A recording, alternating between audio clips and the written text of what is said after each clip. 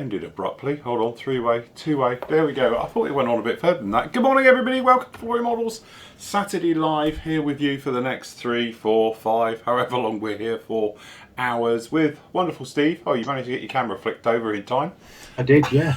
That's good going. You all right, Steve? You dying with a lurgy this morning? Yeah, I've got a bit of a cold. Kind of had it all week since last weekend, but we'll be all right. We'll struggle on. Worth it. It was worth it, yeah. It was worth it. Although the big thing is, everyone said to me, did you see, did you do, no. We didn't move from the stand, or I didn't get away from the stand. The only time I got away was literally to see the competition area when we went up to film all of that, which you probably saw yesterday. I was on yesterday's vlog. Sorry, it was a long one. It was an hour and 15 minutes. I wanted to sort of do the competition area all in one. I didn't realise that Sid, being wonderful cameraman as yet, had actually filmed everything, and I mean everything. And so that's why it took a while, but I thought we might as well do it all in one. There's a couple more bits of video to go up about it as well, including a wonderful shot I found now when I was going through the SD card of you in a lift with Sid. Yeah. So I'll put that up on Monday. Steve Cam. Going round. So yes, finally recovered from it all. If I must admit, it did take me a couple of days to get back into the swing of it after getting everything put away. Recovering generally, I must admit, Monday we got hit home here at midday. Dead on 12 o'clock we pulled on the drive. I unloaded the car, stuck most of it in here, the rest of it in the office upstairs, did a few emails, bits and pieces, and then I laid out on the sofa and zonked out for the rest of the day. I was absolutely cream crackered. But yeah, definitely worth it, I must admit. It's one of those things. The build up to it, getting everything ready is a biggest nightmare you can imagine, especially when you've got a job like doing this as I do every day. To do that on top of it was absolutely crazy and something that I'm not going to do again. So we're going to have to think of something different slightly, but definitely it was, once you get there and in the swing of it and everything else, it was absolutely fantastic. Manic, sold out of everything, which was lovely, and everything else like that. But yeah, it was an incredible show. Definitely the busiest on the Saturday I've ever known it. And then Sunday was really, really quiet. So it looks like everybody just went really for the Saturday and all the rest of it. So, but it had the usual things, didn't it? It had the highlights, the lowlights, the fallout on the internet afterwards. You know, certain people, especially about the competition stuff that went on and everything else like that. So yeah, that's why I don't do competitions. Never mind. Your highlights of the weekend then, Steve, were? Oh, highlight, obviously just hanging out with everyone, meeting people. That were really good fun. Nice to meet all the members and have a chat with them. Don't know, there were no low lights really. Really enjoyed it. Really enjoyed it. But yeah, it was very busy on the Saturday because we didn't even get in the car parks. You only just squeezed in, didn't you, when we went down? Yeah. So yeah, busiest. But yeah, I've read some of the fallout about the competitions, which, to be honest, you know, I won't mention names. Plus, I forgot the name anyway. But one guy, it just made me laugh. Someone was saying how, you know, that it's, you know, kind of who you know and stuff like this, and somebody was saying, oh well, it's not like that. It's not like that. When I was judging, blah blah blah, and all this, and later on you find out he's won a gold award. Mm. Well, how you know, and it happens every year. It should be, you know, if you're a judge, you shouldn't be allowed to enter.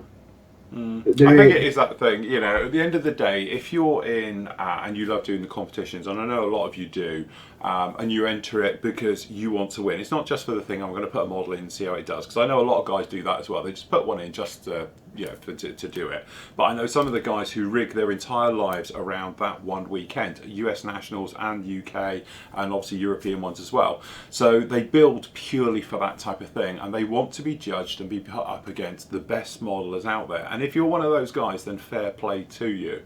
But I often think that, you know, it's very easy to sort of sit back and think, well, mine didn't win because of this one had this, and to criticise the other one and all the bits and pieces in there. But it is that thing, I think, when you're judging a model, it's very difficult to do it on just a point system that they do it, you know, so they give marks for obviously the build and all the rest of it. You know, technically, if I was a judge, and I'm not, and I'm just saying out loud here and all the rest of it, but I should I would judge it in basically two halves. You would have the quality of the build, so i.e. if it's got any sink marks, silvering, you know, obviously misfit and alignment. If it's out of alignment, all the rest of it, it just can't win, full stop. There's nothing about it at all. Okay, that's it.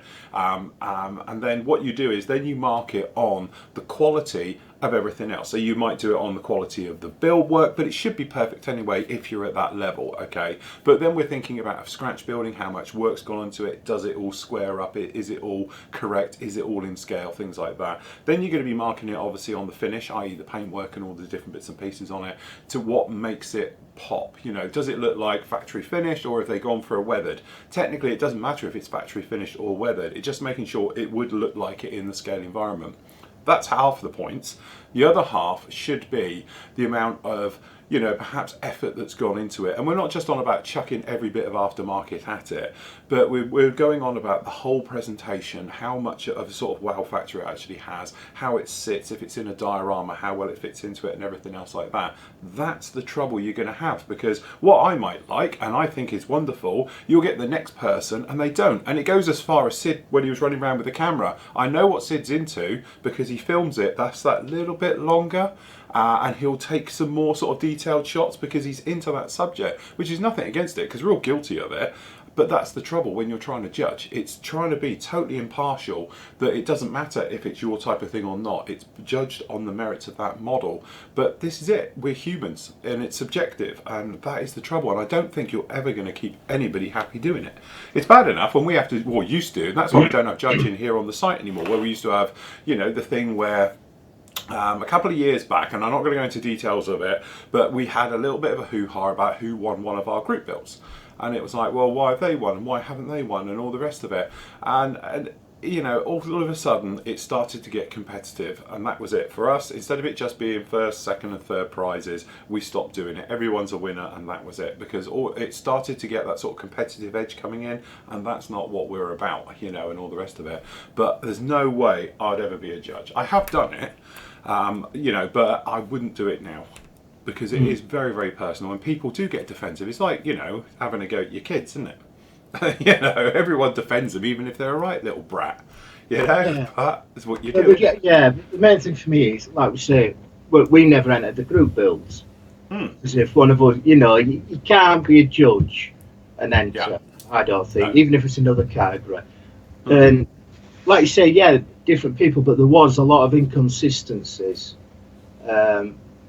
especially more on the technical side. Like if an aircraft were gloss, and there were a lot with terrible gloss finishes, but they were getting, you think, well, you know, there is inconsistency. I think they need to look at it a bit more, you know, about how they judge it. And I think, you know, I don't know, yeah, as I said, I did say on one of the news shows this week, it'd be nice to get Hans on, because Hans is an IPMS judge and all the rest of it, and I know me and him have spoken about it personally when we've Skyped together about their point system and how they do it. Now theirs is slightly different in the US to ours is over here, but it would be, I think, better if they had a point system, perhaps out of 100, and each sector of the build is done like that. But there again, you're into that type of thing where an aircraft is different to armour, and armour is different to figures, and figures is different to whatever, and that is the trouble. It is a complete nightmare, but I know a lot of people were not happy this week over the judging and all the rest of it. And I must admit, it's a small part of me that feels for the judges who have to make that decision, because it feels, you know, from them, they're going to be reading this as well. And, you know, so yeah, I don't know. I think, you know, Spencer Pollard, he's been on about it a lot this week and all the rest of it. And I could tell he was genuinely upset. You know, I was seeing his thing on Facebook, and he was having, I wouldn't say a rant, but you could tell he's very passionate about it and everything else. And it was just that, you know, from his point of view, you're seeing it, and then I'm trying to see it from other people's point of view of like the judging and everything else, and that F104 was in there, and yeah, I looked at it, and you do see, you know, that technically it's a fantastic scratch piece bit of work and all the rest of it. Then you look at Spencer's Harrier, and if you didn't know, you might think that straight out of the box, and probably a lot of people don't realise is the entire front end of that thing is scratch built. And if you don't know, that kit is crap. It's horrible. It's a nasty piece of work to work with. So to do a scratch built conversion into a two-seat Harrier, the work that must have gone into that, like I know he was saying he spent basically 6 months solid on that thing to do it and all the rest of it, and then to be picked at the post by an F104 which had a few little faults on it and all the rest of it, it's very hard, because if somebody had put them to me and you could see all that scratch work that went into that Starfighter, and then look at Spencer's, because it's buttoned up, it probably doesn't have that sort of automatic wow factor. When you walk in, you see his Harrier and it does look lovely, and from my point of view as a keen modeler, I know there's no such kit as that, and I don't think I've seen one of those before. I have seen a two-seater, but I don't think it was one of those, so I know he's had to do a lot of work on it. And then, so consequently, it is that thing. But if you're just walking in, you see a stripped open, you know, bare bones Starfighter, you know a lot of work's gone into that, perhaps not as much as. But as you say, it is subjective, and God almighty, I wouldn't want to do it. It's not my type of thing at all. But generally, I must admit, going around to other things, looking around Sid's video, because that's how I saw most of it, the quality of work on everyone's stands as well was absolutely fantastic. I saw some real gems on there, and there again, that's just me. Often I see the ones on the competition table, and then I see, you know, obviously the video, if you have a look on Friday's one, it's like 40 minutes of us doing competition stuff, and then, but you look at the ones on the stand and you're thinking, why isn't that up there? Because that's just as good, if not better, than anything that's up in the competition area. But I presume other guys have had it in competitions for a while and they've retired it, or they're just not into it. So, but no, very good. But kudos to Ron. Ron got his commended. He did, yeah. For his crash scene, literally, it would have been brilliant. But no, it looked very good. So well done, Ron. That was very good of you. I must admit, I spoke to him yesterday. So congratulations to him and any other members who, I know there's a few members got a couple of golds, which was nice. Saw them posted up as well, and some very much commended and things like that. So well done to everybody who took part. But generally, a huge show. Yeah, as ever. Brilliant show. Spent a fortune as normal. But I did it all on the Sunday, which was a record. Because when people said Sunday morning, what have you bought? And I said nothing, not one thing. Everyone looked at me as though I'd had a bang on the head and were telling fibs. Because usually I buy loads on the Saturday, but this year I didn't. The majority of it left till the last hour. And I didn't buy a thing. Not a single thing. In fact, I didn't get away from the stand for 2 days. That was the point. But no, there was. I did want to pick up a couple of bits and pieces, but I can do that other times. So you know, rather enjoy talking to you guys, because as I say, with the trade accounts and various things, and Matt and that, I can get them anyway, so it's not a problem. But bargain wise, I know there was some real good bargains going around this year. They were basically giving away the Airfix Typhoon, the 1/24th scale, literally at less than trade price, so that was quite a good deal if you wanted one of those. You know, some things took my eye, like the is it 1/48 scale submarine? Oh, that the trumpeter one. Yeah. That thing, it was on display and it wouldn't fit on this table. This thing has got to be 5 foot long. It's huge, absolutely monster. Again, great idea. Where'd you put it? That's going to be one hell of a shelf when you have it out and about and all the rest of it. So, yeah, and full interior, but to be honest, I wouldn't want the interior. If you're doing something like that, I'd want it all fully enclosed instead of having a clear half to it and showing all the interior. Yeah, I think it's about 400 quid that kit, isn't it? 300 odd quid? Yeah, about 360, yeah. Yeah, it's a lot of money. But as you say, that's the only thing that really grabbed my eye. Obviously, we'll speak about it, is Airfix's Phantom, which, to be honest, I think is a lovely little thing. Somebody came right up to me, literally about 2 minutes past 10, and said, "It's a Phantom." And I got quite excited, and then they did the usual on me, saying it's 72nd.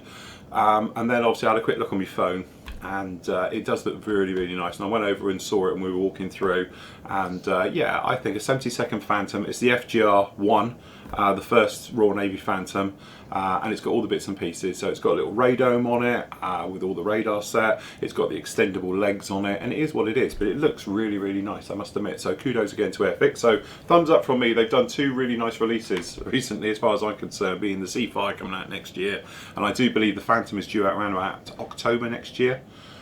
So yeah, be a nice one as well. But apart from that, I didn't see the Meng Snap Tight kit. I wish I had done. I missed that. Yeah, it looked amazing.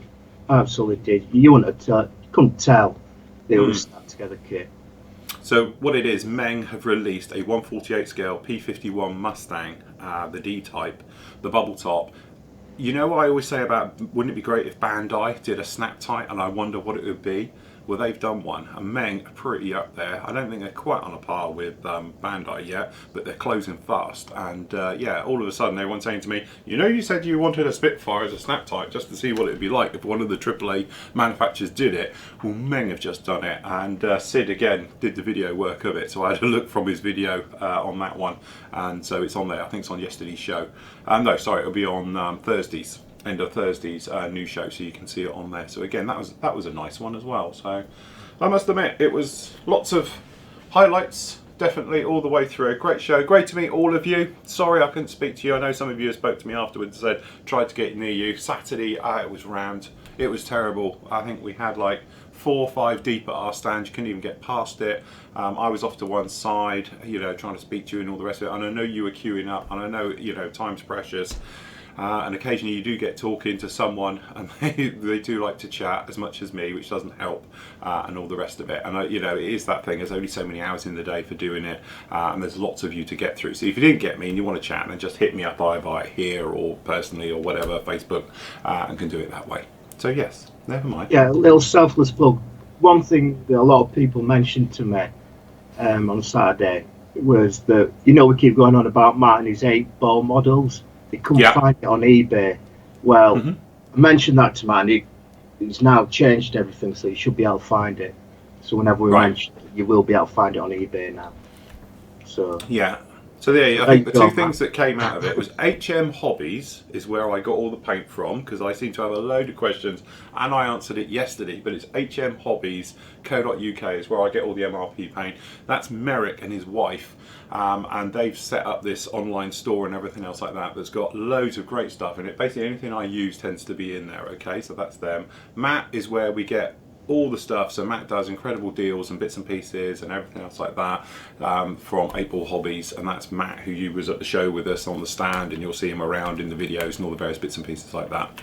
So yeah, that's the 2 questions. Well, I was asked quite a lot as well. Where'd you get your MRP paint from, and who's selling it here? So yes, no one, as far as I knew, until I found out later there was a small company flogging it in the corner somewhere, which I got to think was actually MRP themselves. So, anything else, Steve? Is that what you've been up to this week? I haven't done much, to be honest. I've started a Forge World figure. Oh, right. So, that's just been primed, and that's about it, really. I've had it, been kind of relaxing all week. So, chilling out. Yeah. It is. It is the sort of down thing after Telford. I must admit, I got really back into it quite nicely. Wednesday, did a few bits. Thursday, I was out in the morning sorting some stuff out.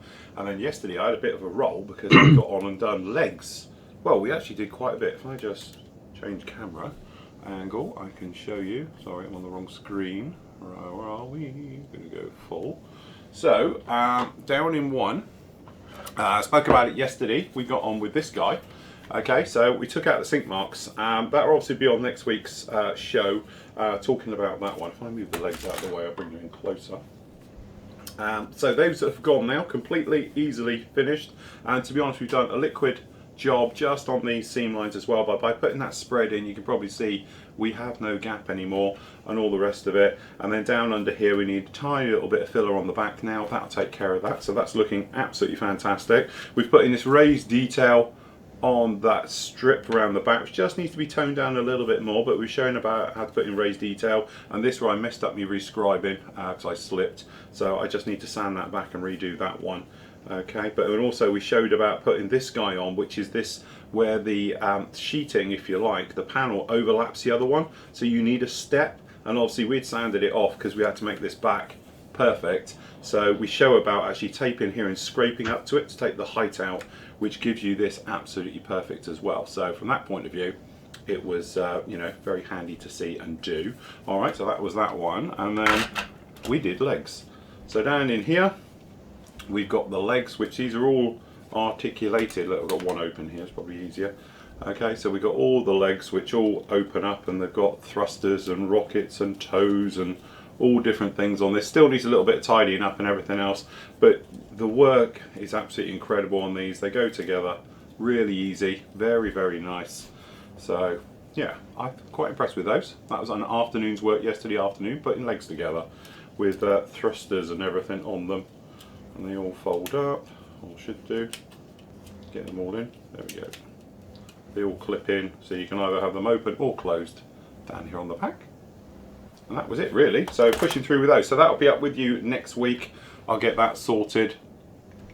Factor 2, and we'll crack on with those. So Monday we'll probably do a part of the Gundam. Will be up with you on Monday, and then on Wednesday we'll be back to doing this guy, which then hopefully the next part after you'll see will really be this into paint, and we're going to do everything with this one. So I must admit I'm not going to do the riveting detail. I was going to do it, but after looking around at a load of photos and various bits and pieces, I've elected that I think they filled them, because you can hardly see them even in close-up photos and all the rest of it. You can see riveting there, but it's not pronounced, so I'm not going to put it on. We'll do other weathering things to it. We'll fade some back a little bit, some grime, some streaks, and washes and filters and things like that on it to really bring it to life. So there we go. Right, so for today, being Boba Fett, where's your slave then? My slave is here. Get your slave out. Who's doing what? I don't know. Unless we just both go for it and do the spray. I was thinking if we sprayed both of them in primer, then by the time one's dried, or by the time we finish both, and one should be dried, and we should be able to start putting some paint on. Righto, no problem. So we need plan. Go on. We need to figure out what paints we're going to use. This is it. So I'm thinking whole red, isn't it, for the bottom half lightened up to a more red colour. Do we know of an actual paint mix for this? No, I don't. No.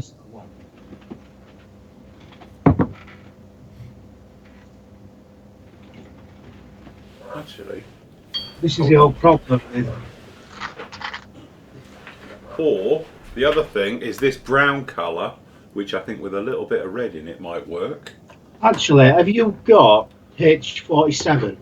No, but I've got H7, which is like a red. I'm thinking maybe I'd have mixed some of that in. H47 is absolutely spot on. Red brown. H7. It just needs maybe just a tad of white in there, but I think that'd work a treat. Yeah, I must admit I have got some good reference photos on the other computer. It's a lot better. Whole red. I don't know. So if anybody's got any ideas for doing different colours or what colours you've used for them, shout out. So originally I was going to do the whole red because I find the whole red to be very red. I can't even see it now. Where are we? There we go. Whole red. And lighten that. I don't know. That looks very brown. Which one do we? Yeah, I'd say 47 looks a lot nicer. Yeah, that looks nice. I must admit. Yeah, just haven't got that, so that puts pay to that one. Okay, Nova fam, panic anyone. We'll wing it. Don't panic, Rodney. We'll be all right. That's well too dark. I'm thinking a bit of Japanese grey could come in. 14 for the light green. Yeah, I must admit, I was thinking that as well. I'm thinking that's probably spot on. Yeah. Which is this one here. Alright, so we'll go with that. Dark green. The dark green. That's too dark. Not dark enough. I don't know, NATO green's not that far out. Yeah. Nice.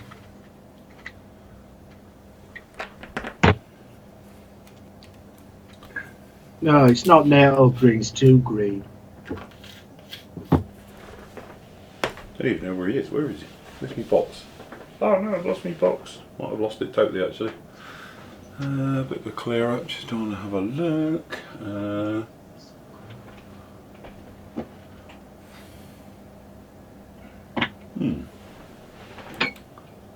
I was actually speaking to somebody at the show who's a little bit in the know about this as well, and they were saying how if you look at the latter instructions for the Bandai stuff, it's in English.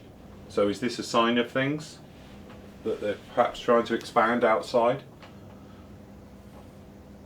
What do you reckon about using some of the XFA, one with a touch of light grey mixed in. XF what?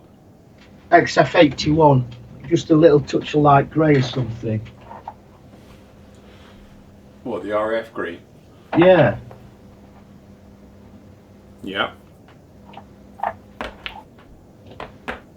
Or even, I think that's quite good. Have you got a 302? H302? Probably. Trouble is, mine are all in a tray. 302, what is it? It's a grey of some description, isn't it? No, 302 is green. It's for the A10, USAF A10 green. Oh, forest green. Actually, that's pretty damn good match, I think. Yeah, I've got 302. And then probably just have to do chipping with a sponge instead of... What was the other one? H17? Yeah, I've got that. 302, the next one, H47 for the 47. red. No, I don't think I've got that in my list of things down here. What about the grey? You're the grey expert, Phil. Well, I think you probably get away with anything. Don't forget, the film set one is a lot lighter. It's almost white. So you're probably going to be going in with... depends if you want to stick with Gunsy all the way through. I'm not bothered. I might just use sky grey with white for mixing.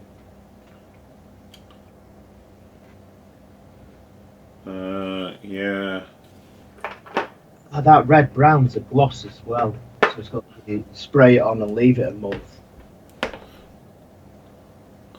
I'll have a look-see round about that. I'd say I have got some little bit of artwork. Oh, can't do that. Where's mine?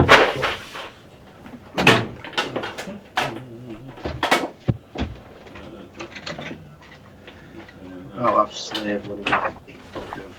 Yeah, what about your jumbo book of godness? I've got the massive encyclopedia, but that's only small pictures actually. Right. Tells you absolutely every plant, you name it, tells you about it, different rocks. And I got it in here, slave one. Right, hold on. Oh, it's Brazil. Oh, there it is, slave one. My book of cross sections. I was just finding it. Slave one, it's on page 130 to 31. It's not good for the colours, but there you go. That's the internals. Yeah. Yeah. So we'll get the internals right. Yeah, not worried about them. Right. Okay. If we. But yeah, when you look at Robbie.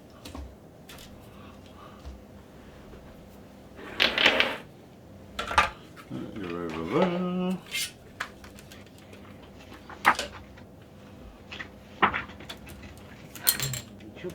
See now, which idiot put this entire thing together and now you have to take it apart to paint it?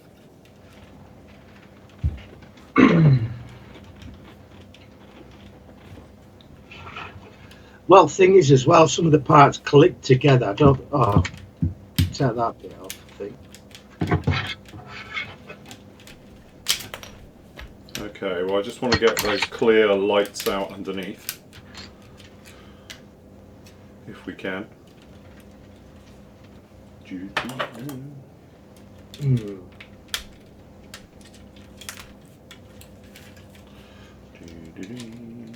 Okay. Those underneath. Okay, those, I don't know if we'll get in there with them. Let's try some of these.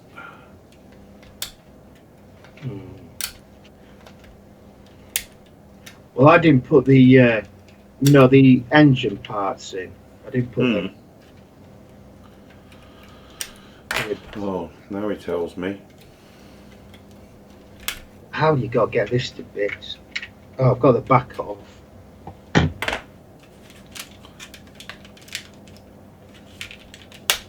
got to remember which way order it all went in. I'm just thinking I might just spray it in situ. Yeah, to be honest, Phil, I think I'm going to do the same. And then I think what I'm going to do is prime the entire thing, just like this, including the cockpit, and I'm going to hand paint inside the cockpit, dry brush it and everything else in there. And then I think we will then just work usual way, we'll work dark to light and go through it that way. Well, to be honest, I noticed quite a few of it were really tight, snapped together. When you snapped it together, it's not coming undone. No, that's what I'm thinking. I know the rear section does, but yeah, I think just spray it like it is. Okay, spray it like you stole it. And we'll do. Right.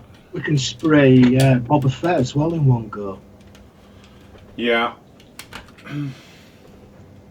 Just at least his pack comes off. This cape. He comes together a lot easier though, but it'd be easy to paint. Yeah.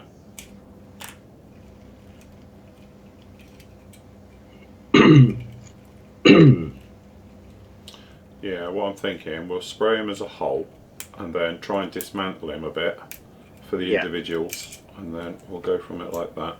So what primer are you going for? Yeah. I'll just use the AK. Yeah, I might try using the Tamiya stuff. Yeah, I'm going to run straight in with the AK primer. Right, okay, just before we do that, we'll do a couple of questions.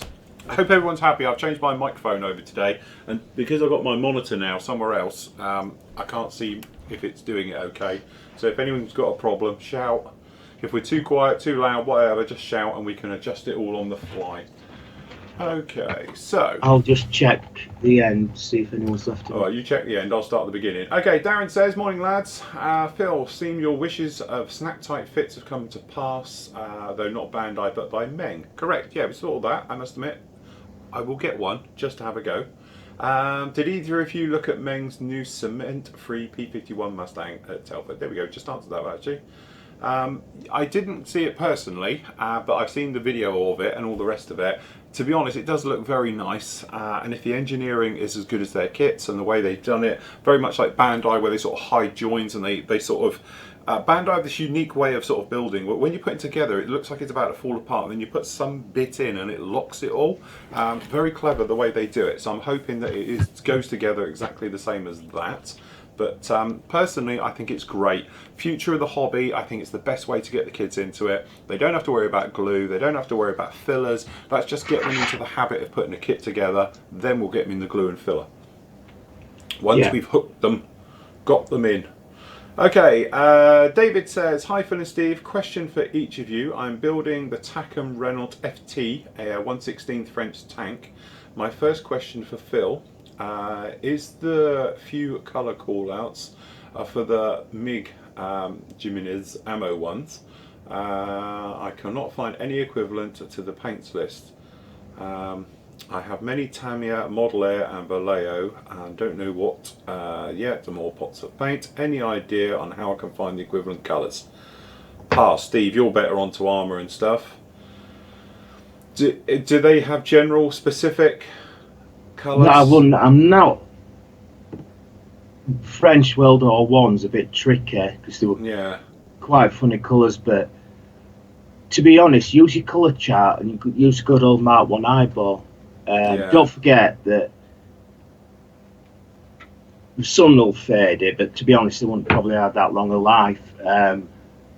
But just try and match up with your eye which colours you think are roughly right. By the time you've weathered it all in, done your bit of magic to it, it's going to look different to what most paints are anyway. So just match it up with your eye and weather it in. As long as you're in a rough ballpark, you're not miles out, you'll be okay. Definitely, but there does seem to be a bit of an issue with, it's all very well MiG releasing a million colours of paint, but nobody's got a clue what they are in the real world. That is the trouble. And I think because they've sort of chucked out so many colours like they've done it, and there is no crossover, it's very difficult to know. And their colours could be spot on, but if you haven't got them, it's a bit of a pain. Again, it is the thing, and I know there's a question somewhere, I've seen it pop up already, and everyone's on about Revel. What colours is it for Revel? Because it's theirs, it's percentages of. Why they don't just call it what it is. Okay, so question for Steve, the God Armour. God of Armour, right. Talking of the same kit, the few colour callouts given in the instructions only seem to cover some small parts. The majority areas have no colour callouts, i.e. what is the general interior colour, etc. Any info would be appreciated. Well, I've got my Mark 4, is it, tank, just to show you. They tend to be, all tanks, almost all are white or cream white on the inside. So obviously then it only needs minimal light to light it. And you'll see that with your modern tanks as well. So what I go for is either white or an off-white. Germans tended to use, is it creme vice, which is a cream white colour. So if you go anywhere white to off-white, you should be okay. But that's what the majority are. Or a very I know American APCs can use a very light green. Yeah, it's like duck egg green, Yeah. Isn't it? Nice. Yeah, very light green. It's always a light colour, but I'd go white or off-white and you won't go far wrong. Fantastic. And I didn't realise you were fluent in German. Creme Weiss. It's only because it says it on bottle, but I actually did do German at GCSE level. Right, did you pass? I failed miserably. We had the world's worst German teacher. In fact, he used to run out of the classroom crying because we used to wind him up. And bless him. Oh, you know, Herr Adams. Yeah. Sorry, Mr. Adams, if you're watching. Yeah. We were rotten little beggars, but in the whole time that I knew nothing at the end, and I just used. It's like in the mock exam, I used the same answer for every question, and it gave me 40%. I can't figure that out. I just put the same sentence. You know, I must go to town to buy a biro, and that's all I wrote. Oh, it was awful. Absolutely awful. Okay, sorry for the length of my question. It's my first foray into armour after years of aircraft. I was encouraged by your excellent attitude to newbies and different areas of modelling. Regards, David. No problem. Okay, Atul says, morning Phil and Steve, great show as always, even though I'm always playing catch up. My question is, on Saturday morning show of the 10th of September, Christ, remember that far back? Which I'm still watching. Towards the end of the show, you mentioned that spraying on a coat of thinner onto MRP paint on the SU-27 build, which made the paint look glossy. Was it self-leveling thinners? Yes. That's it. That's what you do. Just spray neat thinners over it so it looks wet. Flood it. Just don't touch it. Just let it stand. It will evaporate and it just softens the paint slightly, makes it self-level and gives you almost a glass look appearance to it. It works extremely well with MRP. It'll probably work with most lacquers anyway, but I've only tried it with the MRP ones and it works great. It's a little technique I used to do. I did it on the hull. If you go back as well, look at the hull of the Iwo Jima. It was rough as sandpaper underneath, so I flooded it with thinners, left it, and it all sinks back nice and gives like a satin finish then, and things like that. Okay, Jeff Bree, he says, hi Phil and Steve, after watching your vlogs of last weekend's Telford show, do people ask manufacturers about the way they package their models, i.e. Airfix in one bag, Tamiya bag with staples, and putting a small kit in a box you could fit 3 models into? After seeing so many people at the show, it looks like our hobby has a great future. May long it live and keep up with the team's great work. No problem. I've asked them things like that before. I've said to them about boxes. A couple of years ago I was talking to, I've got a feeling it was Revel over something, and I was on about their flat boxes and all the rest of it. Their simple answer is that when it sits on the shelf in the shop, they have generic sizes.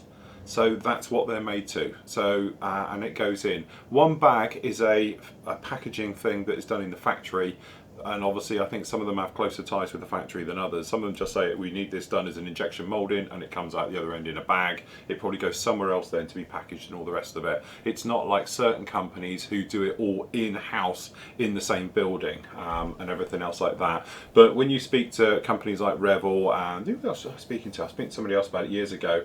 They say it's standard box sizes, and that's what the industry dictates, because it sits on shelving and stuff like that, i.e. if they're all different sizes and and all the rest of it. They don't stack and they look right on shelves and everything else. They tend to keep to universal sizes, and that's what it is. And also, just for manufacturing point of view, having things in the same size is just so much easier for, like, right the way through to the cartons that all of these go into. If it's a generic size, you don't have to have boxes made up in each type of those things to it. So that's why they do it that way. But you say sometimes it is a waste, because this thing could probably fit in half of that box, to be honest.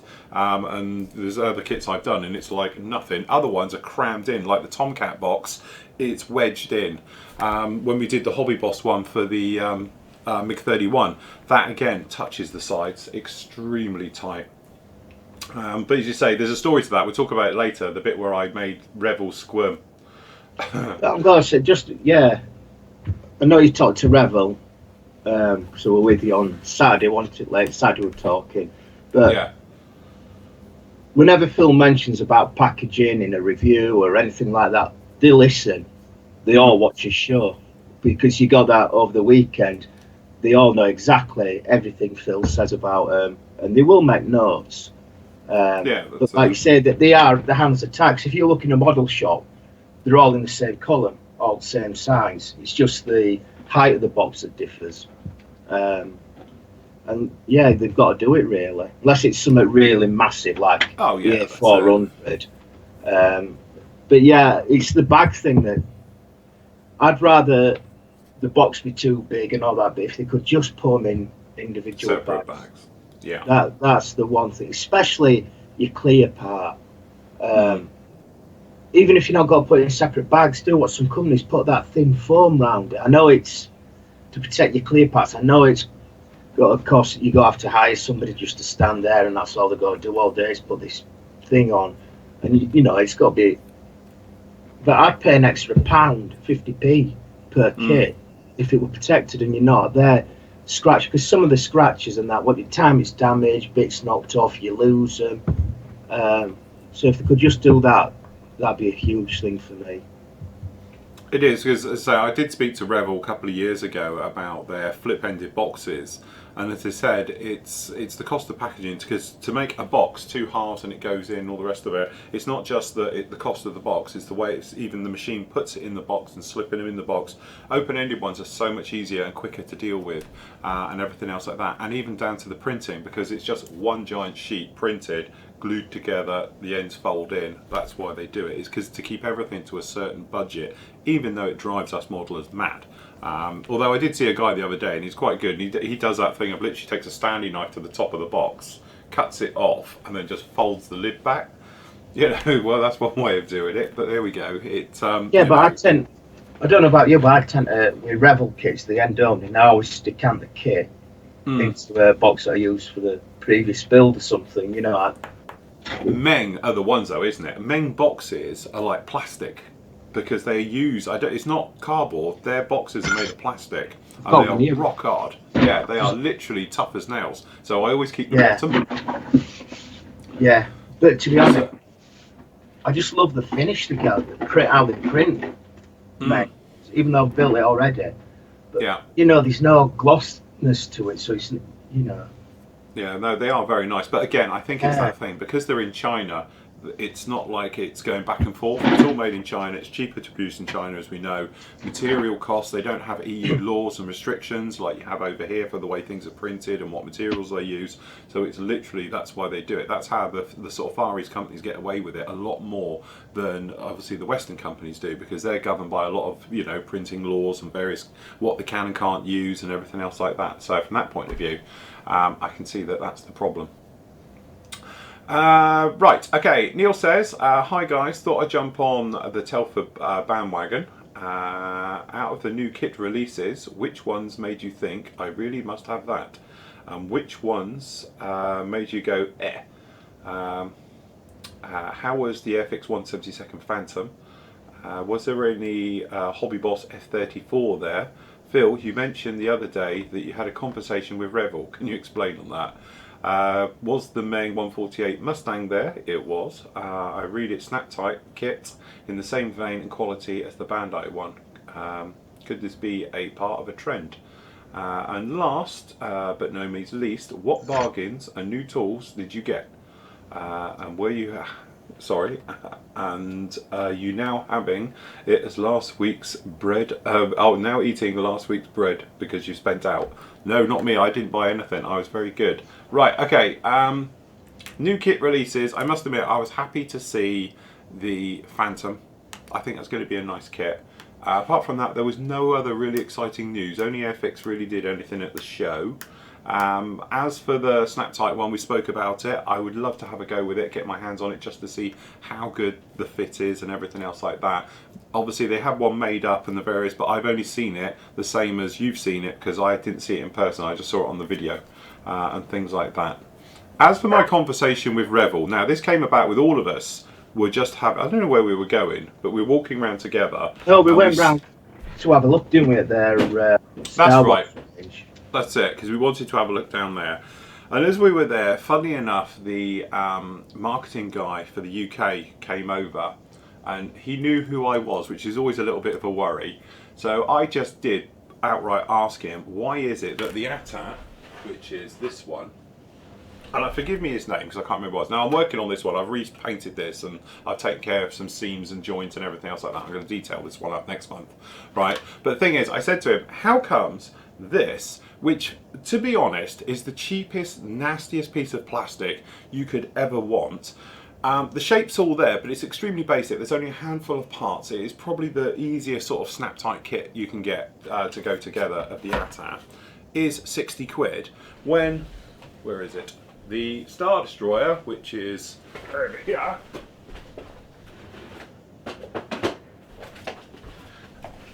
which actually I think is the best thing they've done yet, is beautiful plastic. The plastic inside this thing is, because the guys have already had this one out already once for one show, so we'll do it again, is far superior. This plastic is good, it's strong, it's solid, you could play with this if you wanted to, and the detail actually I think is pretty good. Alright, I think it's, in some ways it's going to be better than the Zvezda kit, which is a story to that as well, okay, and all the rest of it. But this thing is only 30 quid or whatever it is, not even that, is it? I think this one's 24 quid. Something like that, yeah. Plastic for plastic, there's not a lot in it, but this is horrible stuff. So I said to him, how comes that's 60 quid, this is half the price, and it comes with lights and sounds, and it's better packaging and all the bits and pieces that go with it. And I said, are you going to tell me it's just because Disney are taking their cut, or are you going to tell me it came from somewhere else?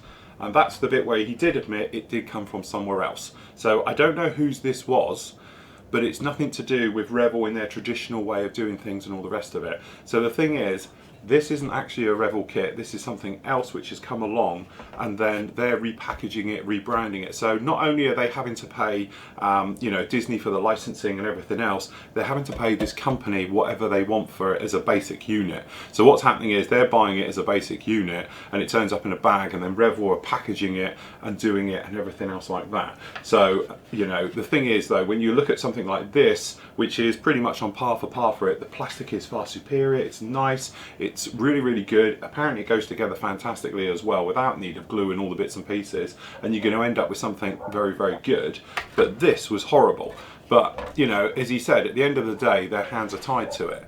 I also asked him about, are they planning on any more sort of Black Series release of kits of their own design? Okay, so when we say own design is, we don't mean like a rebox of fine mold stuff and all the rest of it.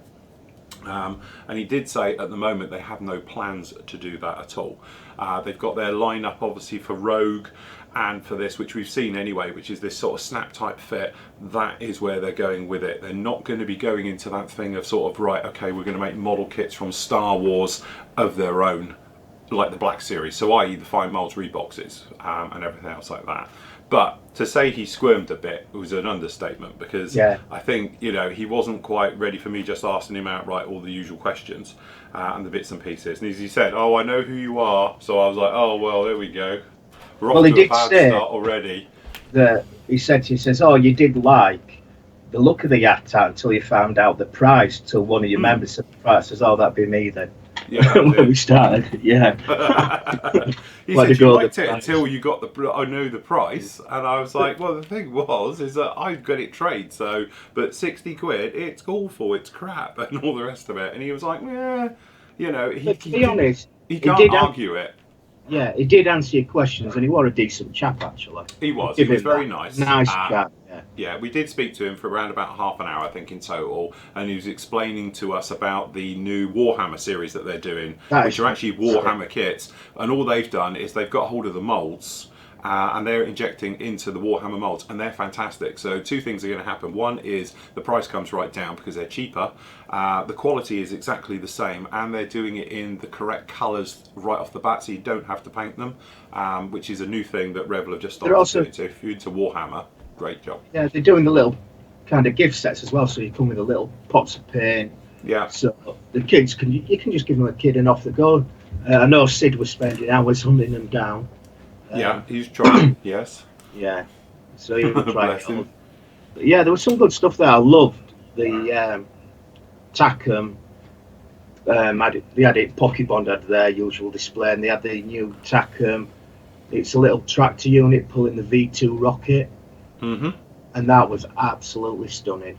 Now, I'm not overly a big fan of German stuff, but that's a must. It would make a really impressive model to go on your shelf. So I must admit that good. And what else did I find? I think the Lancaster's coming out next year into the big Hong Kong models. Yeah, Hong Kong models were at the end of us. They're at the other end of us, and I did see that there, and it was there again. But then it's been there for every year since they announced it, and it just doesn't come out. Although they were saying next year. But if I remember rightly, they said that last year. Talked about the Meng. I did like the look of the Meng kit. That was really, really nice. The Airfix Phantom. Oh, doing 48th.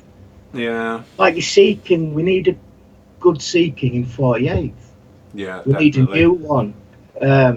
If they've done all this scanning and CAD work, surely they can upscale it and bring out a 48th one. Definitely. Well, if they were down at Yeovilton, it's all there, isn't it? You know, as you say, they've got all of them sat down there in the museum now. So they've obviously scanned, because it is the FRS-1, sorry, the FGR-1 Navy Phantom down at Yeovilton. They've obviously done the scan off of that, as they did the Sea Fury and all the bits and pieces. So as you say, they've got the Jungly sat down there next to it almost. So, and all there's a Buccaneer, for Christ's sake. There's lots of Buccaneers down there. Talking of twin seaters though, Kinetic are doing them, aren't they? Bringing out the twin seat Harriers. Oh, are they? Yeah. Oh, that'd be nice. What, in 48? Yeah. Along with other yeah, as far as nice one, 48. Yeah. I forget where I saw it, but yeah, they're bringing them out, which would be really, really good, because that's what we've been missing. But as for what I bought on his final, I bought myself Kit Foam Services FV434 engineering vehicle. I would show you, but it's still in Keith's car. We left it there. I forgot to take it out. Then I bought, what else did I get? A Polish APC modern 8-wheel vehicle. That's rather nice. And I forget what else I got, Phil. Oh, I bought the Zabezda kit. I haven't built one of them before. The T14 Armata tank. Yeah. And then I bought the. That's what I reckoned. What was that then? Sorry, it's Siri. I wondered what we're asking then. Sorry, it's Siri trying to ask a question. And then I bought the. I forget the name of it. Mini Art kit, one of the Mini Art full interior kits as well. So, to be honest, on the Sunday afternoon towards the end, you're getting some really good deals going on. Yeah. I must admit, I did. You know, a lot of people have said, "Oh, you should have gone with the Catalina, and you should have done that." Before I went, when I was having a meltdown that week, I've decided what I'm going to try and do is eat through a lot of my stash, because it's not just here now, it's upstairs, it's spreading and it's getting out of control. So I have sort of said to myself, right, what we want to do is clear some of this. I want to get some of these builds done, and I know full well if I'd gone out and just bit the bullet and gone for that Catalina, you know, that'll tie me down big time to do something like that. I want to sort of move through the builds a little bit more quicker, more speedy, spend time focusing in certain areas. So that's why I sort of avoided those type of things. I'd still love to do it, and don't get me wrong, I will do that big Catalina, because it's just a lovely aircraft. But if you're going to do it, like we've all said, you're going to have to do the interior one as well, which is like 300 quid. But it's definitely worth it. It's a gorgeous piece. To be honest, I'd rather have it, you know, the whole one.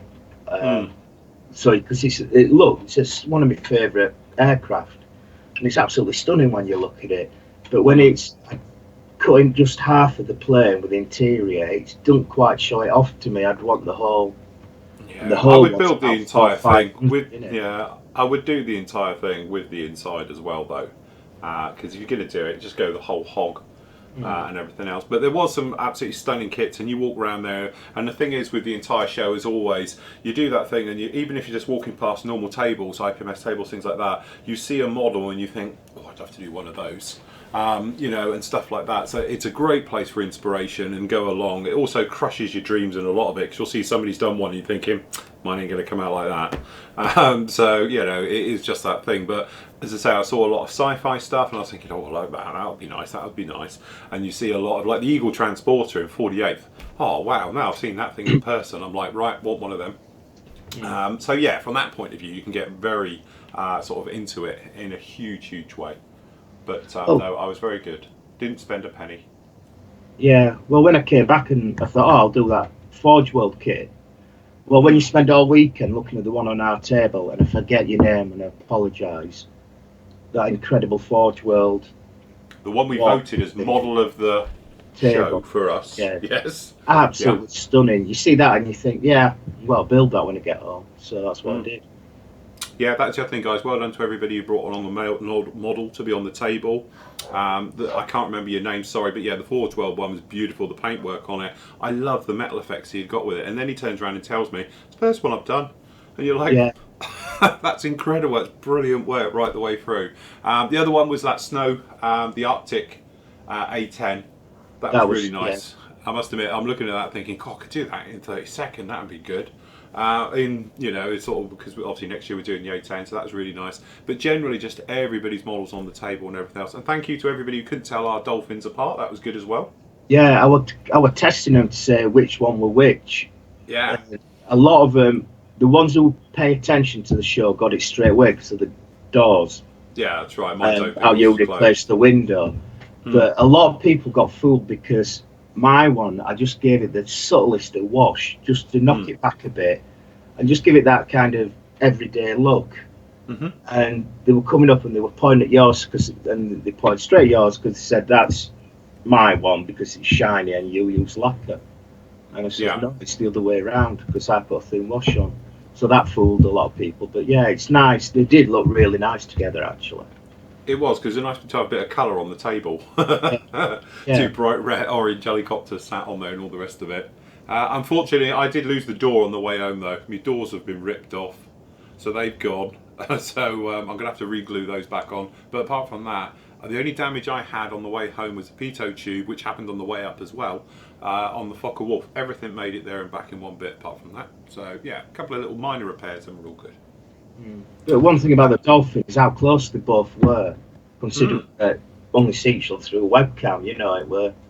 I think, to be honest, that's what I was explaining to people. It's incredible, you think, because you guys all watched it when we did it. We all were literally like, yeah, we'll have some of this, and we're mixing our own brew of colour by adding clear red and things like that. None of us spoke and said it's like 1 mil or half a mil or whatever. We just literally Mark one eyeballed it, and Steve even gave his another coat afterwards, off air, because he wasn't happy with the shade at the time and all the rest of it. So how the hell, when we put them side by side, all right, we've got those horrible chemical lights above us that give that horrible hue, but they are in daylight exactly the same colour. So, and the other obviously really spooky thing is, we both put them in the same box to travel up there. Yeah, we did. A box. Yeah. The guy who sends us our models from Japan. It were Hobbylink boxes, yeah. Oh, right, so it's a Hobbylink box. Both of us took them up in a Hobbylink box as well. Same size box as well. It's the same size box, and the labels are the same, apart from the editor's address on it. I had mine on it, but none of us had said about it. So we turned up there with the same boxes, with the same thing inside it, and never spoke about it. That was odd. So yeah, it's a bit weird, that. Spooky. Spend too much time with you, Steve. Right, yeah. Donald says, hi Phil, thanks for the review of the Edard Bell X1. Sorry, I forgot to mention it on last night's news show. It sat here and I got to the editing and thought, never did mention it was up. So if you want to see the review of this kit, it is up on the site now and in all the usual places. Since it's such a simple kit to do you think it'll be a good candidate for the live build? Maybe the Thanksgiving weekend, hint hint. This is my get me back into modelling build. The last aircraft I built was the Tamiya X1 in 72nd back in 1997. I built the M1 Abrams in 2003, but nothing since. Anyway, I'm excited to get back into the hobby, and this little X1 kit by Eddard seems to be a good confidence builder, definitely. One build question: do you think that X-planes, as a general rule, would benefit from pre-shading, or would it seem out of place? These were likely kept pristine as test aircraft. Good question, Don. As for a candidate, it could be actually. I could do that one as our Thanksgiving build, be something a little bit different. As for pre-shading and stuff like that, this type, you could probably, they would be kept pretty pristine.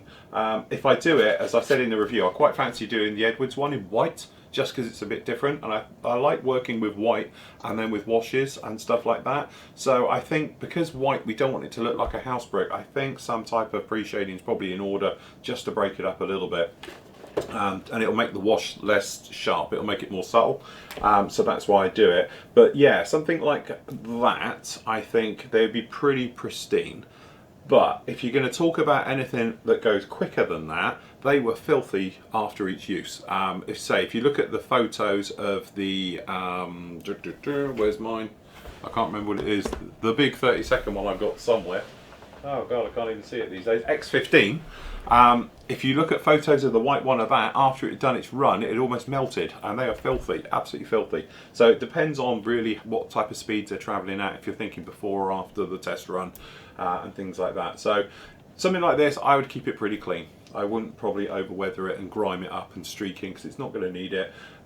You know, especially if you're going to do it pre-flight versus after flight, and stuff like that. If you're doing it on the ground, once it's landed on the sort of salt bed and all the rest of it, it's going to get a little bit grimy. If you're doing that type of diorama, look for it. But generally, no. That could be an idea. I could do a little dio base for it. Little salt bed with some tyre tracks running through it, and then stick him at the end getting out. Because he's like a tail sitter without the pilot in it as well. The centre of gravity is like that far on it. I think the pilot gets out, they tip up a bit. So yes, definitely a candidate, that one. I'm going to say they'd probably go out, do the test flight, and then straight back in a hangar. I would have thought so. Yeah. But a guy whose job is just to wipe it and keep it clean. Polish them all up. Yeah. And obviously the other thing as well with test aircraft, they polish them to make them more slippy in the air. You know, as I say, the more slippy they are, the quicker they go. So yeah, definitely, and actually that could be my candidate, because let's face it, it'll be a dollar, although there's a lot of seam work to do on it, putting it together, because there's no locating pins on that, and I don't know how well the halves go together, which again would make it interesting, trying to fit it all in, seam checking it, making sure it's all good. Yes. Okay, Christopher is going to ask what I said about earlier. And this is going to be a question I'm sure lots of people who have built it can chirp up and tell me what it is. But he says, "Hi guys, nice to see you live again after Telford. For the first group build of 2017, I want to build the 1-144 Revell Airbus A400M. Problem is that on the instructions, they don't tell you the proper colour, but requiring a mix of Revell colours." And that's what we're saying about this one. You can see it down on there. So Revell have done their usual. Take C, which is number 76, 75% and 25. Now, he's saying colour A and C and all the rest of it. Sorry, the cat's going. Why is the cat screaming his head off? The thing is, there's guys who have built this aircraft before, and I'm sure they would have just used the standard colours for it. And they just come in that dark grey, isn't it? Now, I don't know what shade of grey that is. Do we know what shade of grey it is, Steve? No, I don't off the top of my head, no. I'm sure, you know, I know Tom. Tom's built 4 of these, 5 of these things in 72nd for a commission. He'll probably know what colours they are quite nicely. So if you're watching this, Tom, please post up. Or if not, send a message to Tom Sunley and he'll let you know. Say he's done a load of commissions for these. He'll know exactly which ones colours it actually is for it in the real world, because Tom wouldn't have made a mix, trust me. He'll just use the real colours for it. But if somebody else knows, please post up in the forum or shoot Chris a message, and we can do it like that. Okay, Clint says, "Hi guys, sorry to be off topic here. We answered that one last night. We don't need to go through that one again." Right, Ron says, "Hi guys, excellent weekend last weekend. Probably most enjoyable Telford, dolphin on the brain, I've ever done. And now I'm done for, and now I've done a few now. Probably the last ever, the last I've ever spent at Telford. Sorry, least I've ever spent at Telford. I did come home with probably the biggest kit box, short of the trumpeter ships. What did he buy then? I don't think he told me what he bought. Just trying to think what he bought. So with that in mind, what would be the best way to get rid of the horrendous sink marks running the full span of the wings? What did he buy then? Didn't he buy one of them B36 somewhere? Oh yeah, what, the B36 Peacemaker, was it? Yeah, I think so. Oh right, I'm just trying to think what you bought now. Yeah, I'm thinking they're probably too long and too shallow to use something like Perfect Plastic Putty, which may not give a good enough key and bite onto the plastic. I thought about homemade Tamiya styrene extra thing and Plasticard, but worried this may be too soft and get consistent finish across the span. Then I thought about Mr. Surfer. What would be your recommendation? My recommendation is watch this on Monday or Tuesday or Wednesday, because that's how I did my sink marks, and they're very shallow, and now they are no more, and you can't see a thing in there. That's it. Have a look at that. So I use the styrene fill away. It self levels. It's dead easy to sand, and because it's the same consistency as the plastic on the wing, you don't get any marks between. It is completely seamless, as if it's never there. The only thing you can see now is the slight darkness where we pre-sprayed it to see it, and obviously I went over it with the Sharpie as well to show it. You'll see all about it, so you guys could see it better on camera. You can see those marks, and then once they've all gone, you know you're completely fine and know all the rest of it. But sink marks is something we covered a lot on this particular build, so what I might do is edit this as a standalone as well to show about doing sink marks, which is probably a good idea, and I'll put it in the tutorial section, and about doing raised details, because we did this as a raised one to put the strapping. It's like a thicker band goes around it, which is actually, again, it's the skin overlapping. So one side is smooth, the other side is sharp, so we sort of recreated that as well. But yeah, definitely do that, Ron, and congratulations on your commended for your dropped. And have you seen that in his signature strip? Starting soon, a mini art tram diorama. Yes, only about time, Ron. It's only, well, he's been waiting, to be honest. Yeah, like, now he's got no excuse. I might just buy him just to make him do it. The entire tram set, which comes with luggage, station, people, and we want a diorama with multiple trams. Because it all comes in one box now, doesn't it? Yeah, I've released it. Yeah, Paul Selwood bought it because he was showing us. Yeah. That looks, actually, to be honest, done right, it'd look amazing. And I think if you did it as though it was still running through a bombed out cityscape, so you put big piles of rubble and stuff like that, I think that could turn out to be something special. Yeah, definitely. No, I think it'd look really nice. Okay, Adam says, morning guys, great to see you last week. I keep forgetting how tall you are, Phil. I also got to meet Steve for the first time. Absolutely love your husky. That's his vehicle opposed to the dog. And I managed to pick up a decent price in the end. Oh, you got one.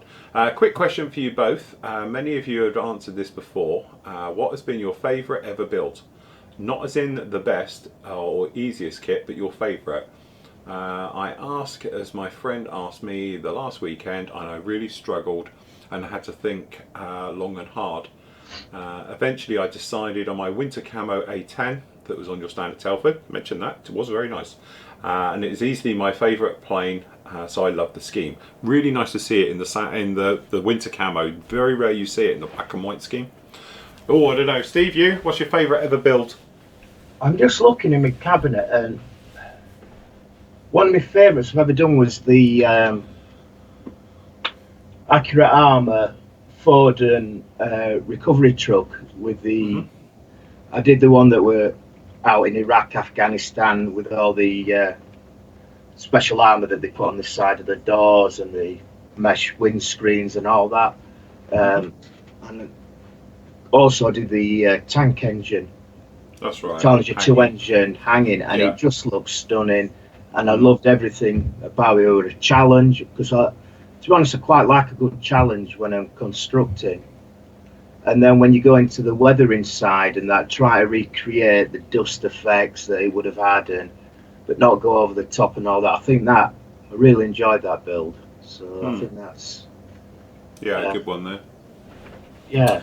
For me, I would have to say, it's difficult because I've done some nice commissions in the past I quite like as well, but from this type of, since I've been doing this, will be the Intruder.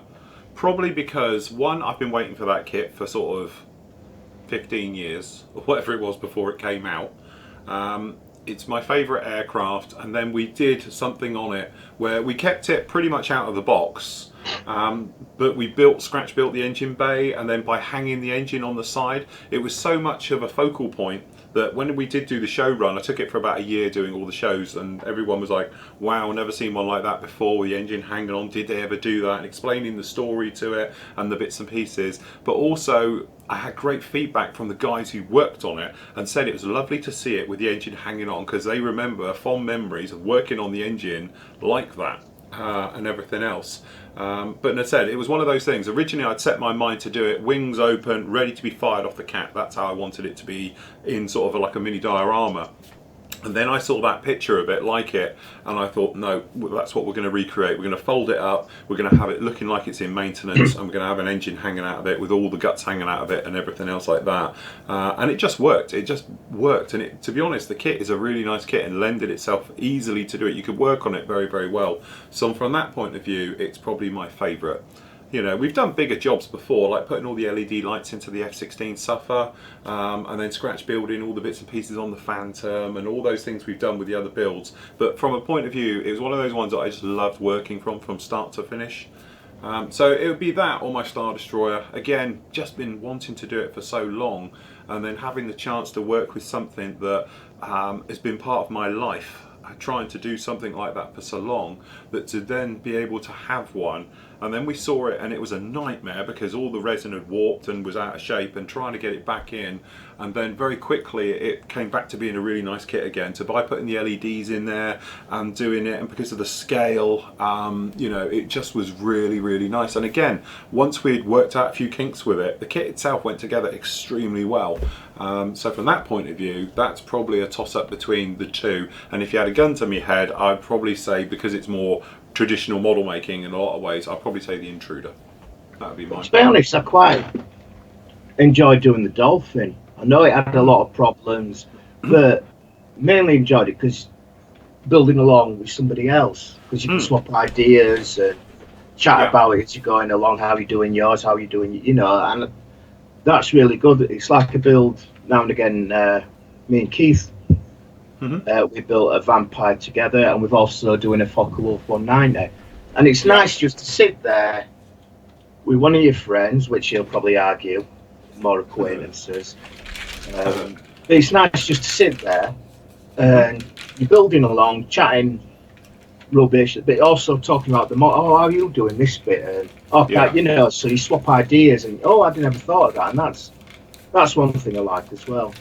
You know, the thing is, I think with all the builds as well, sometimes you can do a build and it will fight you all the way through, and it's great because you come out the end of it and think, I've beaten this thing into submission, and actually it turned out okay.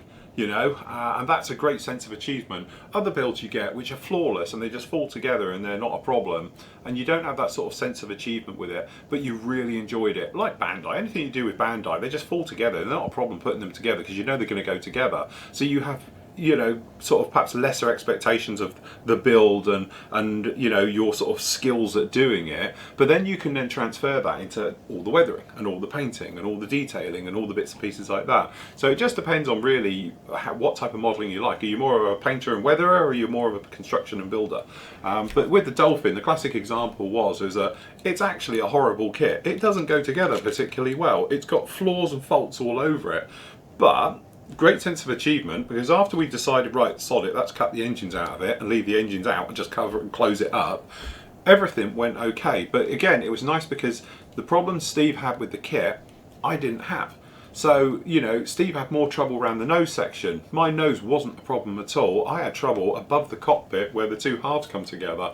So I ended up having to, like, you know, a bit of super glue, and then we used the weld action to try and weld it up, and then we used styrene filler right the way through. I had real trouble there. But it was nice to see how Steve tackled his problem area, and I had a completely different one. So it just goes to show that not all kits are the same, because actually we put them together the same, but obviously through warpage or different age of kits and things things like that, it may be that that was the problem, but it was nice having a direct comparison right next to you. But also, you know, we spoke about it, the tail, wasn't it? How are we going to put the tail on? Because the instructions don't really tell you. So between both of us, we worked it out that it needs to be sort of this angle and on this side more and all the rest of it. And it worked really, really well, and it was nice to do it. And then Steve said, well, look, if you take the engines out, the doors fit covers, the engine covers fit a treat. So he's like, right, sod it, get in there, cut them out, shut the doors up, job done. Still got it here though. Big section. What, the engine? Bits, yeah. So, you know, so from that point of view, it was really nice to be able to work with somebody and bounce ideas off of them. And like the instructions as well were pretty crap. So like Steve worked out a couple of things like putting the engine nozzles in and stuff like that. And I might work out a different area and say, well, that's why I put mine in. And it was just nice to bounce ideas off each other about actually how to get it all to go in there and everything else like that. So, oh good, can I have a coffee? I've got my coffee man here today. Oh yeah, that's good. Well, I've had my cup of tea brought, but I saw yours brought round. Mine will turn up in a minute. So yes, from that point of view, I think it's really nice to be able to build along and do things together and all those types of things. Right, should we have a good priming? I think we should. Right, let me put you over onto primer cam. Oh, I need to switch cameras now as well. Yes. Well, that's right. That's the dog. Don't worry about that, everyone. It's just I think Tesco's has turned up. That's handy easier. Right. Okay. Oh, right. I just need to sort it so you can get a good angle. So hopefully you guys can still hear me. I'll talk over this way as well. What I've got down here is obviously slave. Yeah. You'll be able to see that, won't you? Yeah, no, it's fine. So what we're going to do is I'm going to use AK primer right over it, just the grey. I have got the other flavours here if we needed to. I might just pop around with this a bit afterwards actually, just to do a few little areas. Okay, so as you can hear, nuts and bolts. Now, what I'm going to do, I'm going to keep that one for best. Oh, come on. I bent my needle yesterday and I tried to straighten it myself, so I don't know how exactly this is going to work, but hey ho. No. You alright? Yeah, my Tamiya surface primer ball don't fit in my paint shaker. Oh no, we found a design fault. Yeah, it couldn't fit in. The strap's not big enough. I'm sure you could. To be honest, I'm sure you could knock yourself up a bigger strap. Well, there you go, Phil. I'll quickly show you. This is roughly Go on. the kind of the base of the figure that I'm doing. Oh right, yeah. So just move the light down a bit. There you go. So there's just tons of bits, and then it'll all get assembled at the last minute. At the end, yeah. Yeah, but it's an orc, some kind of orc walker thing. It's got big eyes. But I'm just playing away, figuring out how best to paint it. So I'm still trying to figure that out.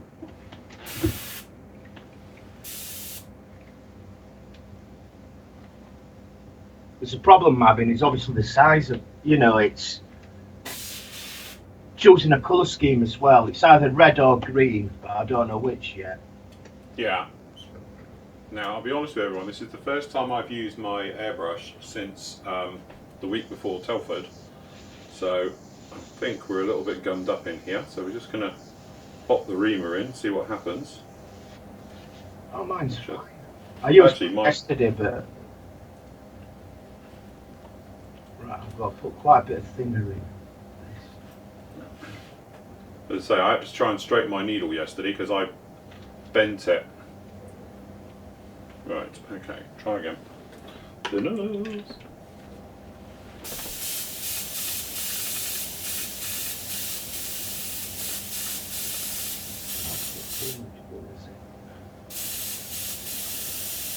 Okay, right, extractor.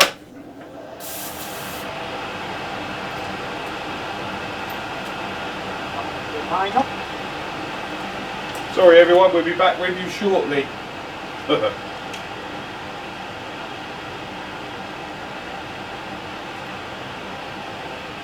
Lid.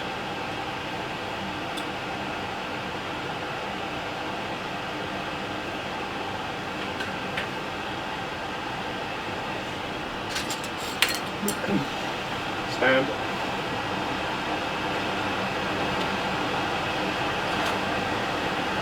Right, okay.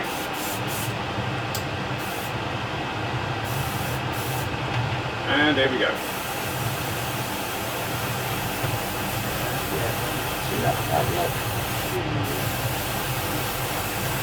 So start with nice little dusty coat. And what we'll do, we'll turn everything down and we'll move in and just give it a bit of grip everywhere.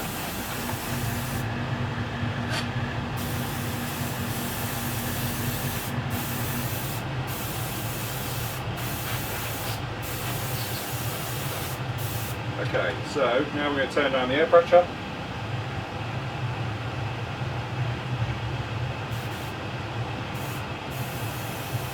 And we can start properly putting it on.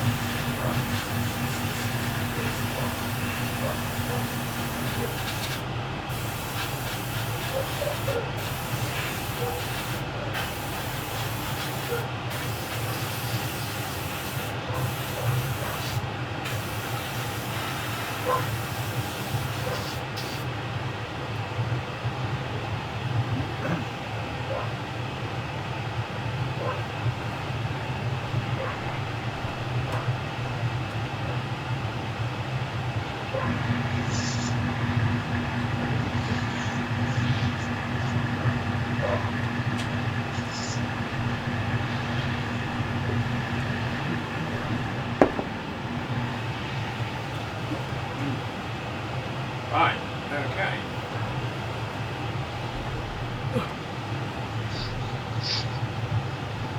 Coffee break. Oh, it's still got.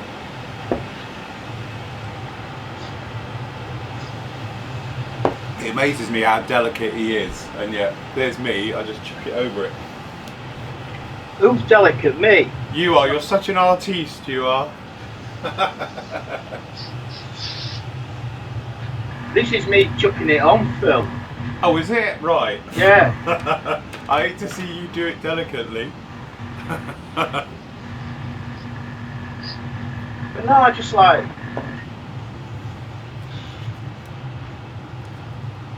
Have you done Boba as well? No. What I might do is I'm going to take his head off because I need to get his clear part out, or his black part, I should say. Ah, that's the point. Yeah. And I can't remember how the head goes together. It's well, my nephew's got one, and he was building his yesterday. Yeah. And the problem with the head is it's such a tight fit. Right. I don't know if you'll get it off, get it out, kind of thing. This is. Well, there goes the clear part. Oh shit.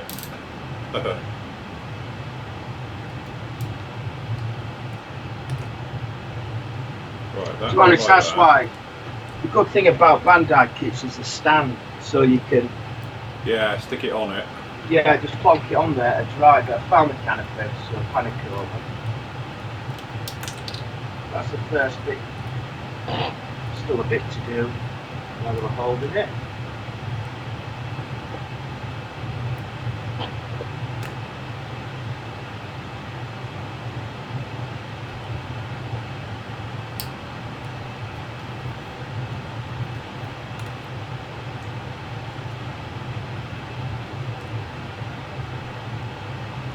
Really use a bigger colour code.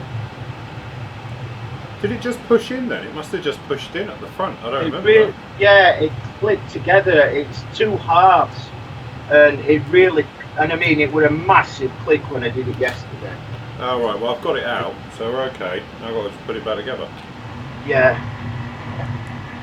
That's right. We can push that in afterwards.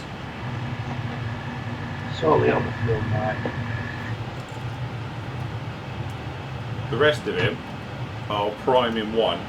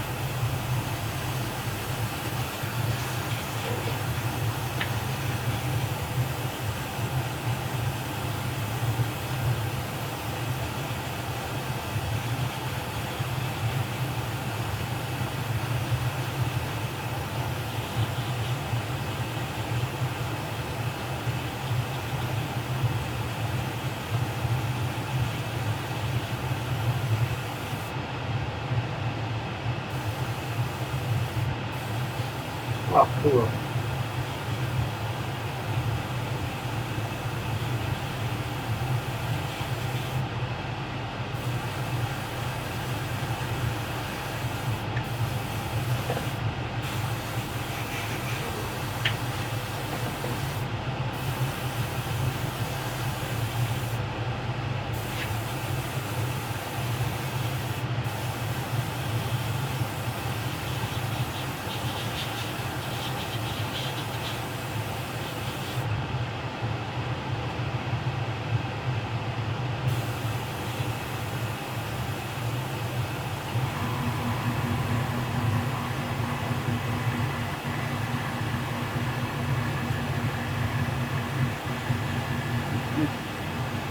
You know, I reckon by the time I do the grey and do some dry brushing and some washes on this, I think the grey for the undersuit's about my primer colour. Yeah, to be honest, yeah, because you said it's a lot lighter. So yeah. I think you're right.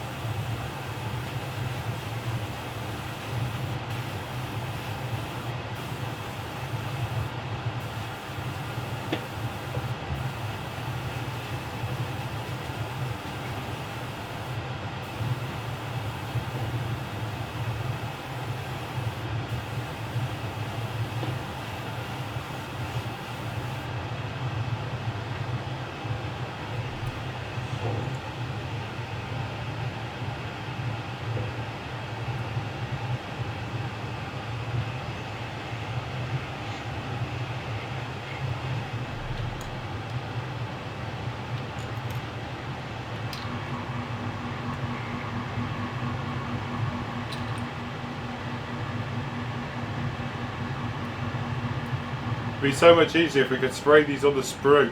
Oh god, did I say that out loud? Yeah, don't say that. That's for amateurs and retards. Not that I said that, what? No, I know one said that. But to be honest, yeah, it would have been.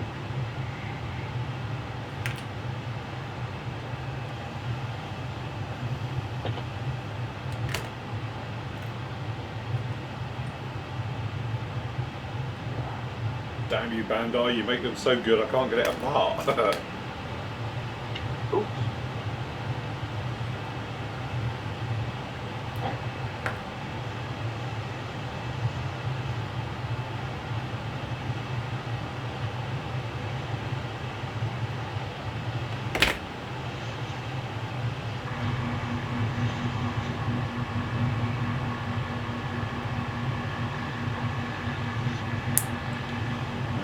can't get that apart, so we'll have to live with that.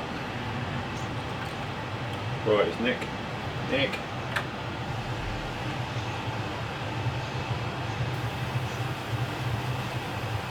Which bit can you get a bit?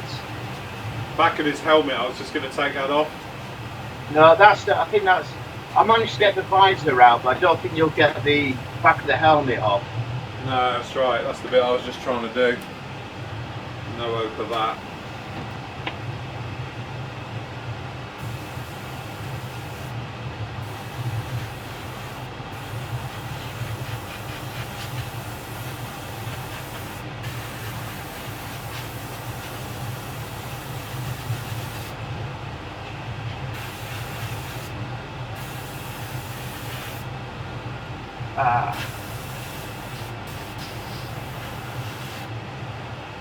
Okay. That'll do. Some bit of thinners for a minute.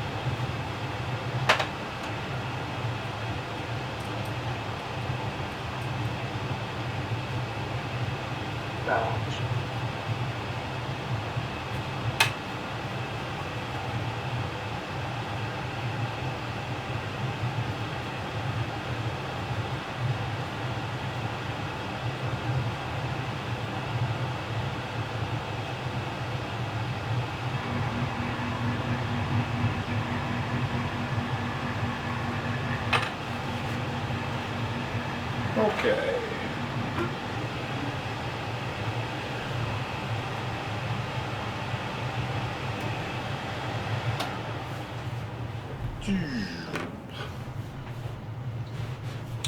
Okie dokie. I'm nearly done. That's black there. Right, okay, so we can write in that land. Okay, so where did we get to? I'll do a couple more questions. You finish off, Steve. Yeah, I'm nearly done. That's the Husky. Okay, so Clint asks you, Steve. Looks like you're going to be building the Hellcat in the upcoming Turkey shootout. Just curious if you're going to be doing in-flight or not. It'll be wheels down. I won't be doing it in flight. I don't think I've seen you do an in-flight one yet. Have you ever done anything in-flight? Yeah, I've got a Phantom that's in flight, but not coming out the exhaust pipes. Oh, so right. Yeah, doing it. But what I need to know is what primer colour did they use on the Hellcat? Do we know? I thought it was that yellow one, wasn't it? The yellow. The yellow or the pink?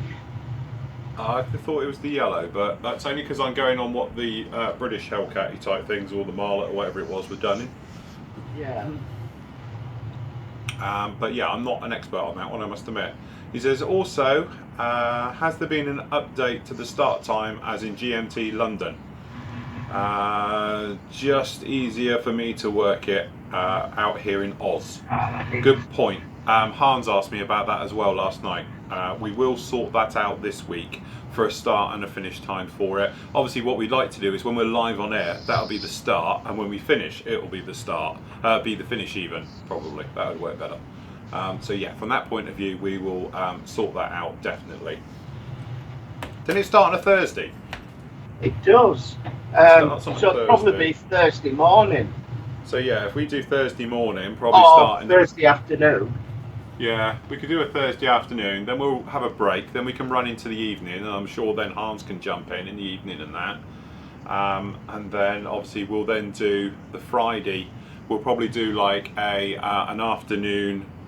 I don't know, how's that going to work for the Oz guys? Because that's going to put them perhaps a morning and everything else.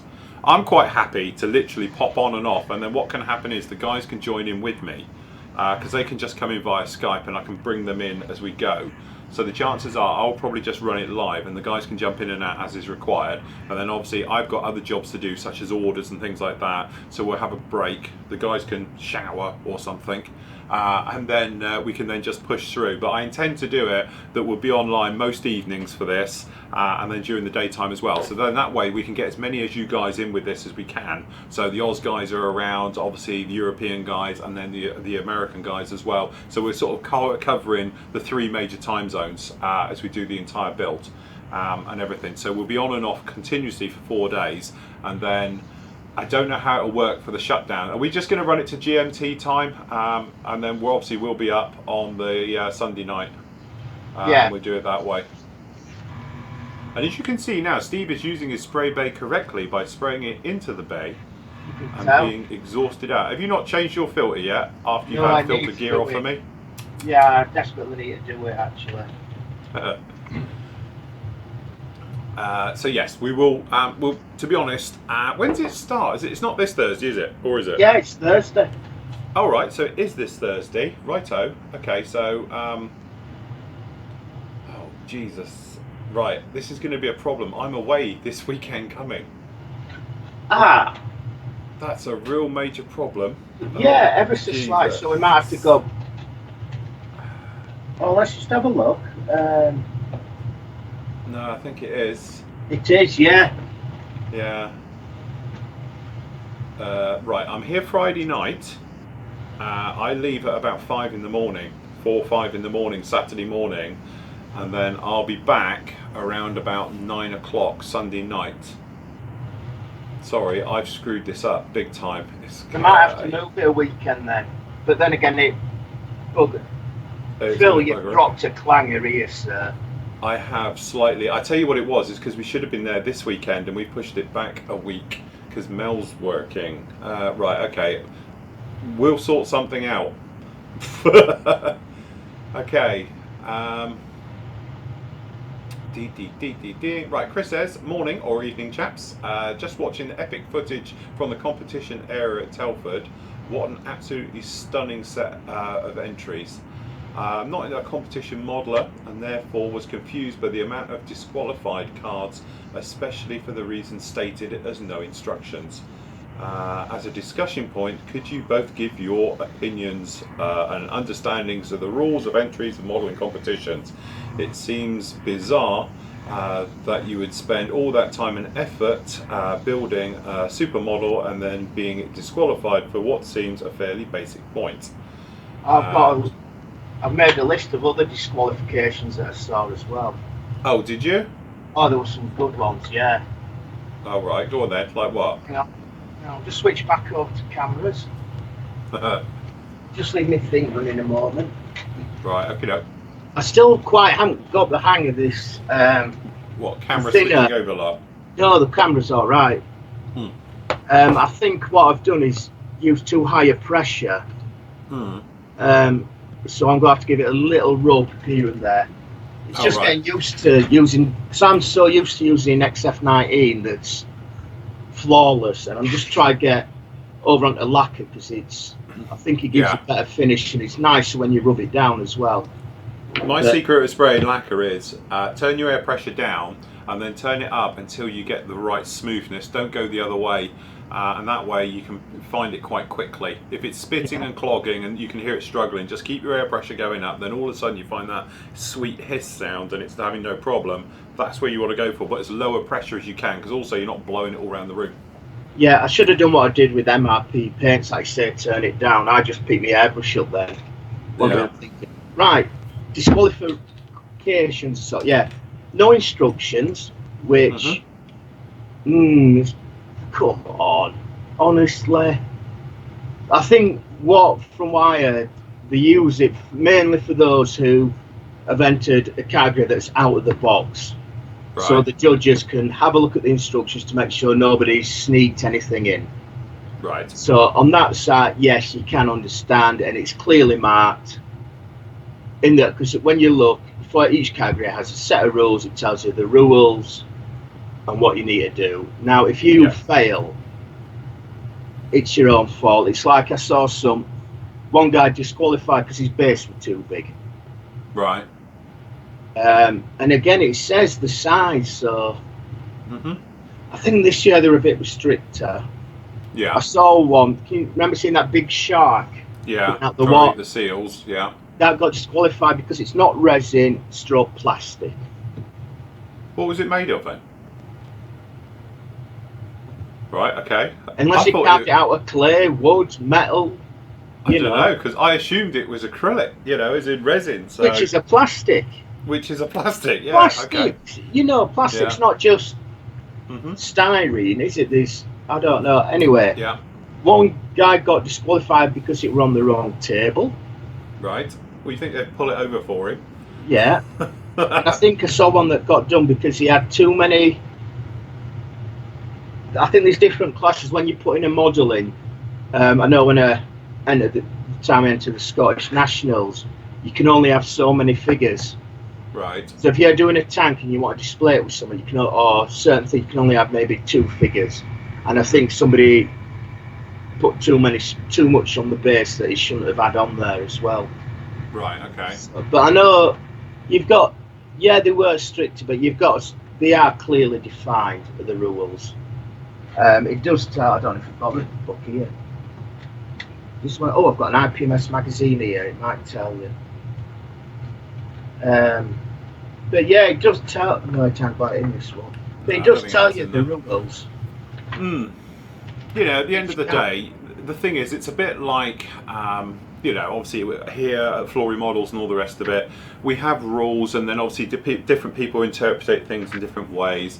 And some days, it's very easy to be very black and white. Other days, it's easier to be grey. Personally, some of them I thought were a little bit okay. I'm John, one of our members. He had a couple of hawks there. One of them got disqualified. And that's because he had, I think he had covers on the pitot tubes, and obviously it didn't come with the kit, so it's disqualified. And you can think, God, 2 tiny little covers over the pitot tubes, it gets disqualified. What is wrong with that? But yeah, and other things, it's like stuff that's not completely out of the box because something's been added to it. It might be a totally innocent mistake or whatever it is. But at the end of the day, at some point there has to be a cut-off, and if the rules, and it says in black and white, there's nothing to be added, and you're entering in a competition, you think you know what you got going in there. If you've got loads of models going in, then perhaps you can forget that, oh God, that one's got whatever, I forgot about it, and away you go. But if you are doing 1 or 2, then you would think you would have them to the standard that's ready to go in there, and make sure you're in the right category. Where there again, you'd think, oh bless him, he's put it in the wrong place, and just pick it up and move it for him. But at the end of the day, I suppose when you've got that many models to judge and go through, if you have to babysit every modeler to make sure they're in the right category and the right parts and all the rest of it, it can take up half of the time it's going to take for judging, and it's a difficult job, as we were saying, to do at the time. So to be honest with you, if you put it in the wrong place, there's people on hand when you arrive, because I've only entered, I entered about 5 years ago. In fact, I've got a certificate somewhere, but I don't know where it is. There it is. Look, I do actually have a certificate from them. And that's the only time I've entered in 2010. Whoa. Oh, right. There you go, look.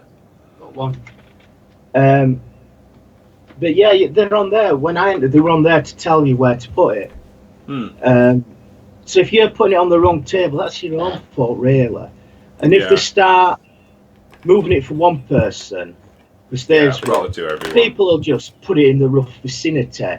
And then they've got to be spending hours trying to think, well, which category should this be? They're looking at the forms, and they can't be expected to do that. So a lot of it is self-inflicted by the entrants.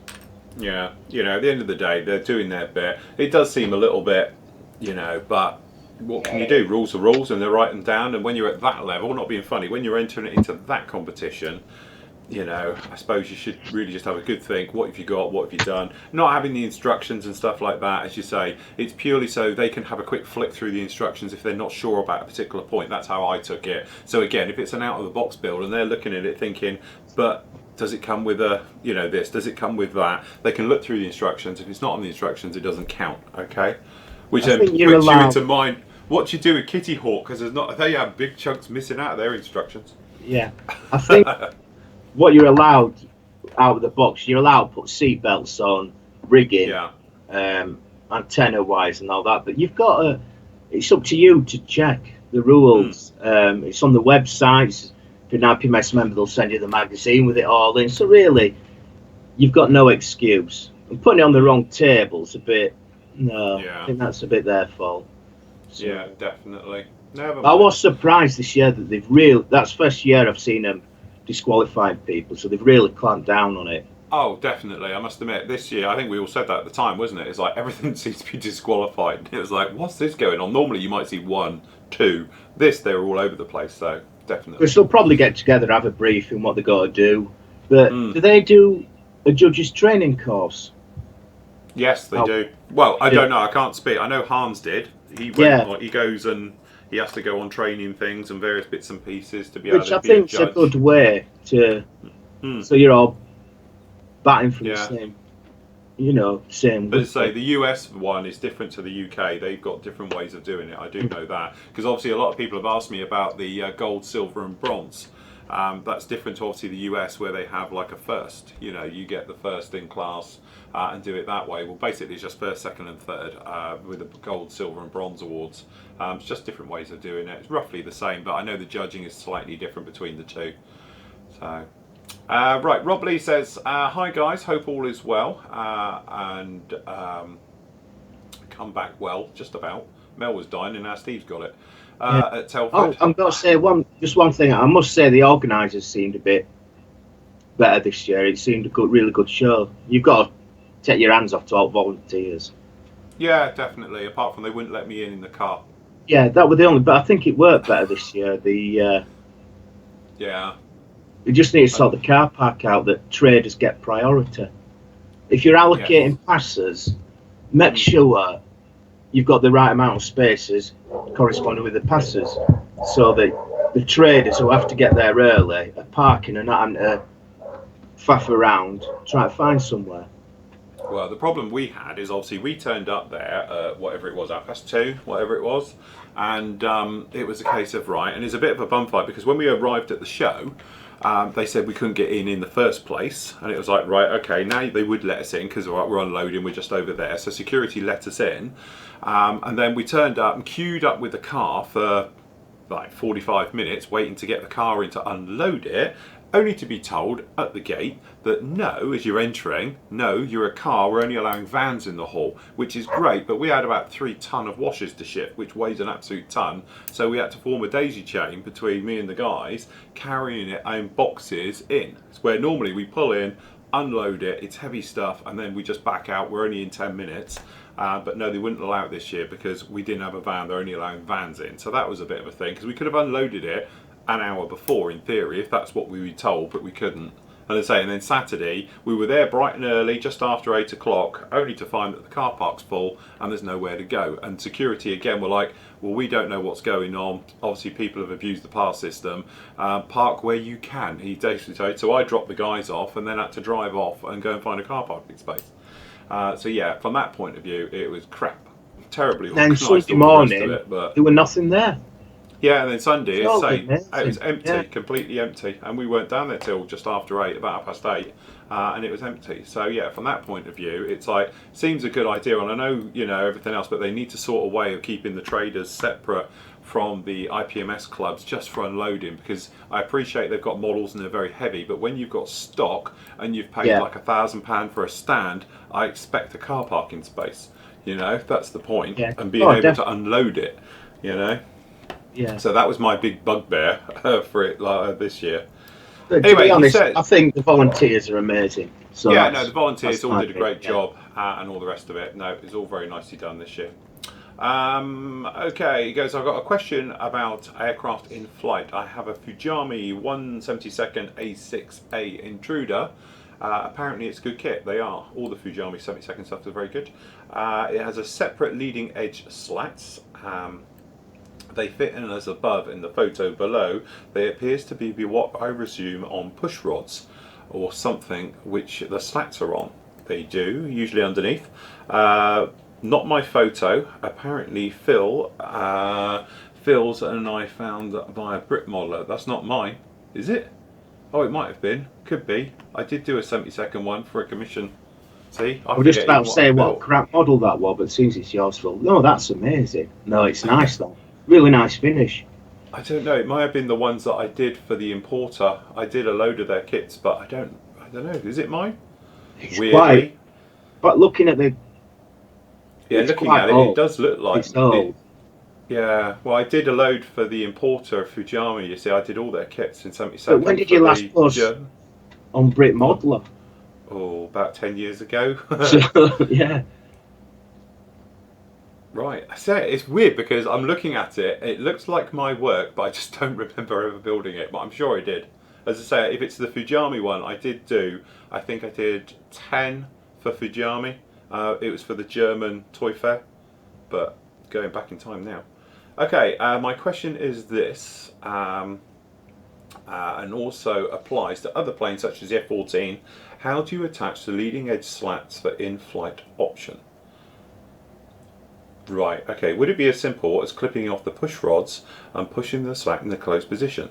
Yeah, literally, it's just as simple as that. Yeah, because obviously the Tamiya Trumpeter F-14 I've got in flight and a couple of other things I've done with it. If you're not having slats deployed on the front, you just cut them off, sand them off, because usually they're sort of in a raised thing. Some of them have the nicks in the wings, so they fold into it. But I think that is the way, when we do the Skyhawk, we're going to do the Vietnam A4 Skyhawk soon. That has them, and that does say in the instruction, cut and sand them off, and then they fit into the leading edge gap, the red section in behind it, and all the rest of it. That's weird looking at that photo because it looks like my work. It's on my background colour for those days and is again now, but I just don't remember building it. That's me plausible denial in case it looks wrong. You can tell it's about 10-year-old. Yeah. By the quality of the picture. Yours are a lot sharper now. Yeah, that's it.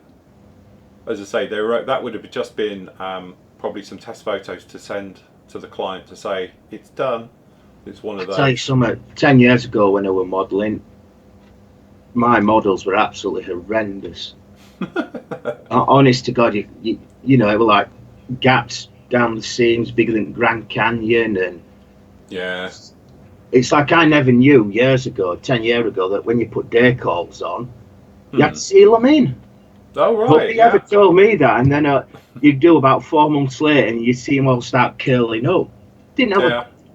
Didn't have a clue about it. I'd never even picked up an airbrush. It were only when I discovered your wash, and I read about it in a magazine, tried it, and read, you know, go here for tips. You know, and that was first model I did were, pardon me, the Japanese Starfighter, and that was the first model I filled, and that's when I joined this site. So there's hope for everybody. If I can go from not knowing diddly squat. Bless you. Now you're a professional armour god. In 8 years, you know. In 8 years. So there's help for everybody. Definitely. Yeah, so cut them off, push them in, be absolutely fine. As I say, the Fujami kits are really nice actually. The Fujami F-14 in 72nd, considering the age of it, is an absolute joy. Even as engines, detachable engines. It's basically the Trumpeter one in miniature. It's a gorgeous little kit.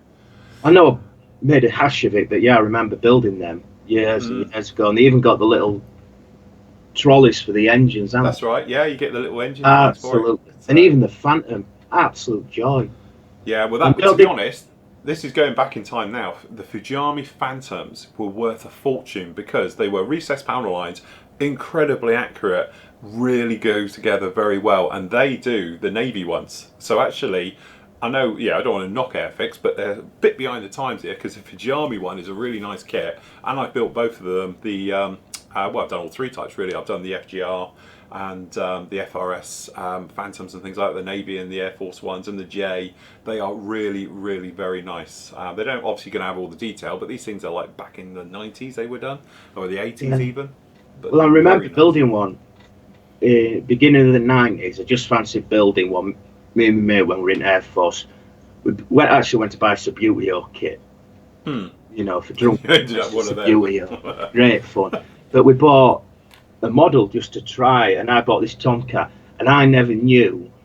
I just thought all glue fits all, and I can remember wondering why I couldn't get the plastic strut to glue to the white metal wheel. Yeah. I tried every. You know, like, you're in there with Yoo-hoo glue trying to do it. Oh God, that brings back some memories. Bless. Okay, Rick says, hi Phil and Steve, a question for you. I've just purchased the Edard X1 Matchbuster. I'm in the process of building it. I'm fixing to prime it. I'm trying to decide whether to use grey or white primer. Which one do you think will work best if I'm going to be doing the overall orange? Also, I'm going to pre-shade it. I'm thinking of using dark grey rather than black. I want to break up the orange, but I think it would be too strong for the orange. What do you guys think? Yeah, with orange, prime white. Little thing, if you're doing red, oranges or lighter colours like that, definitely prime with the white. It will save you half a gallon of white to make it change, because it will go instantly orange. But if you've got grey on there, you've got to get through that darker shade to get up. So yeah, from that point of view, definitely go in straight with the orange. And as for breaking it up a little bit, yeah, absolutely. Pre-shade, but also don't just pre-shade the panel lines, to a few of the little panels as well. Just dust it around, keep it quite subtle, because we were saying earlier in the show that maybe they were kept extremely clean. I'm going to do the white one, which I'm probably going to do for the turkey shoot, because I have to make that very quickly, and everything else like that. I know. I'm thinking now. I've got the help. Oh, the help card should easily get done. That seems to be in the lead at the moment. Yeah. Which I know a lot of. I don't. In fact, I'll have a look to see what the voting's like. Yeah. See how you're getting on with that. Yeah, I haven't checked it for a bit, but I think the Hellcat is in quite a commanding lead at the moment. View poll results. Yeah, 46% of people want the Hellcat, and the vote finishes on Tuesday in the Q&A show. Yeah. And then it's second place with 28%, the Revel Ford F1 pickup, and then with 25%, it's the Meng pickup.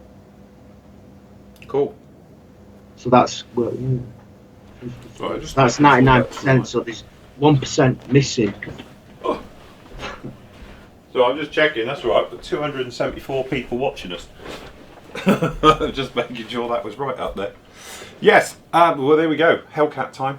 Nice little kit, that one. Must admit, built it, I think, many moons ago. But we were saying with that mouth on it and the eyes, you know, in that scheme, really nice. I think Italeri do a boxing of it as well somewhere. Yeah, it's that one.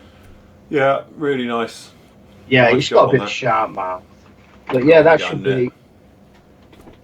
Because what I'm thinking, I might try using salt technique, kind of prime it, because I've got both the. Then again, it might change. You see. Now I've got two primers, and I don't know which one it is. Which is, like we were saying, zinc chrome or salmon pink. I can't remember which one it is. That's why. Hopefully, I'll have to find out if we do that one. I'm pretty sure it's in the yellow, but as you say, could be the pink. Because I've got all the both. Yeah, as far as I know, I've got all the colours in MRP. So what we're thinking of doing is try using salt technique for a change. Never really done that much, so. I've never really got on with it. It tends to I overdo it. I'm sure that's what the trouble is. I go too far with it. That's what happened to me doing that bloody Corsair. Yeah. Thing. We'll see. Right. Wait for Tuesday and find out. Okay, so Steve says, morning Phil and Steve, this is my first post and I'd like to say how much you've inspired and helped me to get back in the hobby after 30 years. No problem, Steve, our pleasure. I've bitten the bullet and purchased the Graphic Air A300D. Expensive, yes, but you can't put a price on your health, and my lungs and ears are a lot better off for it. So you've stopped moaning about the smell. My question is, I remember seeing you make your own filter for this extractor, but unable to locate the video again. Could you please tell me where to find it? To be honest, we answered this not very long ago. One of the guys, or did I find it? I did it as part of a daily vlog. We did it to music and I sped it all up and all the rest of it. Basically, it's just go on eBay and put in spray booth filter. It's on a roll. You can buy it by 1 meter or 2 meters wide by 50 meters or 25 meters. It's around about 30 quid for the smaller one, and it will last you literally forever. If you've got some friends nearby, club in, buy a roll and then chop it all up between you and do it that way. It works out a lot cheaper than doing it. What I'll do is I'll have a look around after the show and go and have a look. Again, if you go to the main site and do a search and put in there spray booth filter, chances are it will come up with it somewhere. I can't remember where I did it, but I actually answered the question and put the link up on this before, so it is around somewhere and all the rest of it. But basically, as we said, all you do is cut off the back one, the one that comes with it, cut the cardboard side off. Okay, so you've got the grill, flip it, so the mesh is now on the inside, the metal mesh, and then that way it won't suck it through. And that way you can just plonk it in and you're good to go. It's nice, cheap, and it works out. I think if you buy the bigger roll, it's a bit more expensive now. I've had my roll over a year now, and I think it works out 50p for each one to redo it, instead of, well, we worked out £12.50 for the other filters, the real ones for it. But it is the real one because it's the same stuff, just doesn't cover all the metal and the cardboard all around it. So yes, that'll do you. So have a look there, Steve, but if not, I'll have a look for the link for you again. Bob says, hi each, love the film from Telford, wish we could have been there, and would love to seen some film of the traders, but you can't do everything. In the comp area, some models have been disqualified. Why would this be? Well, we've covered that as well, Bob, so I think we've spoken about that for the reasons. Yeah, traders wise, to be honest, to say, I never got away from the stand, and thanks has to go to Sid, because I basically gave him the cameras and he went out. Put it this way, we flattened one of them, the big one that I'm doing this on now was flat, and then we went out with the other one as well. So bless him, he did a great job on all of those. A nice smooth panning as well, bless him. I've got to say, because to be honest, you were maxed out all day, and when I eventually got away from the table, you know, you want to have a quick look around. And I spent quite a lot more time this year at the table than I've done in previous years. So it's doing selfies. Yeah, bless you. I would get people ask me for my photograph this year. And I will say it now, and I'm sure they're probably not watching and all the rest of it, but I've forgotten the little lad who the mum said to me, can I mention him on the live show? If you're watching this, mum, message me, do it through the contact me, and I'll make sure I do it. But you said to me, can I mention him on the live show? It'd be absolutely made up. I've forgotten. And you've got your signed picture to send. And I've got to do a signed picture to somebody as well, to send as well. It's weird when you do autographs for people. Normally it's the solicitor. But yeah, I have forgotten. So if you shoot me one, I will make sure I do mention him and everything else like that. So yes. And I am that man you hear the voice of, to the little girl who asked as she walked away. Yes, I am that man. Blame me. So what is that, the little girl who? Oh, the picture. Yeah, that's the one. Shh. So we'll sort that out. Okay, so Hacken asks, hi Phil and Steve, a question regarding aftermarket details. As well as there are a ton of stuff to spice up the model with, I came to think that the landing gear, is there anybody who makes the gear in the lift-off state, i.e. fully extended underweight gear? What you mean, so it's completely uncompressed? Right, okay. If you want to make a dive with the aircraft that's just lifting off or just about to land, there's nothing else. to be honest, I've done this before. What I tend to do is the compression strut, okay, is cut it out and then use either a little bit of brass tube or use plastic rod, okay, and then just shove that in at the correct length of what it would be, and then just extend the bar, normally the one that compresses. You can actually either just cut it and redo it in the extended position, but I've done them in flight before with gear coming up. That's all I do, is literally just cut them, because I've had it the other way where I've had models and you can see that they haven't been compressed, they're at full weight. Because when they've obviously done the scan of it or something, it's had axles under it and they've dropped slightly. So if you want to give it a more heavy look, is to cut them and then push them in and do it that way. So yeah, I don't know if there's an aftermarket company out there who does it, but F-18s are a classic one, because F-18s under compression, they're almost like 90 degrees hanging behind, yet when it's in flight they're very much lower. They compress up a long way. So yeah, and even things like starfighters, they sort of really drop down quite a bit, and then when they're in they squat. So yes, have a look around, but I don't think you'll find a manufacturer actually does it, but it's quite easy to do it. So reference photos of the aircraft taking off, weight off the wheels, and then you can actually then just go in there, cut them out, redo it, and so you can use brass rod, or if not use brass tube, or if not just use plastic strut or rod, and then just replace it with that, with the extended length. And do it that way. I think you missed it. Did I miss one? Yeah, number 18. Oh, sorry, that one from Paul. It's because somebody agreed with me, that's why we've got to get it in. Oh, right, okay. Hi guys, just wanted to agree with Steve. That's why I missed it. Yeah. If you're a judge, you shouldn't be allowed to enter into a model show for the judging. It's called conflict of interest. Sorry about the mini rant. I hate all forms of cheating. Love your show and the site, which wouldn't be what is without you guys put into it. Cheers, Paul. Thank you, Paul. Again, it's very difficult because I think if you are a judge, you shouldn't be allowed to enter. It's as simple as that. But the trouble is, and we've all been there, when you are with other judges and things like that, you know if it's a friend of yours work, who it is. And obviously the thing is that a lot of the guys, and like Spencer's been speaking about it a lot this week and all the rest of it, everybody's going to know Spencer's work. So immediately you've got, oh look, that's Spencer Pollard's work and all the rest of it. Or you've got, oh look, that's John Wilkes's work. Because the thing is, they're putting it out in the public before they get to the show. So the thing is, you might have a slight expectation before you see it. But this is the trouble when your judges are trying to be impartial. How impartial can you actually be when you know the model beforehand? It's very difficult. It's almost like you'd have to be that thing of like blindfolded. You've never seen any social media and each model comes to you as a separate stand on its own and you've got no idea. In the real world, that can never happen. Because the chances are these modelers or the judges out there are going to be modelers. They're going to be on social media. They're going to be on forums. They're going to be looking at it. They would have seen and maybe even had an idea of what's gone into that model already. So if they've got a guy who's constantly posting online about his model that he's doing for Scale World and he's done this to it and that to it and he's had troubles with this and now he's managed to fix it, in your mind, when you see that model, you've got all that information as well, which could sway a judge. I don't know. But as you say, I'm not a judge.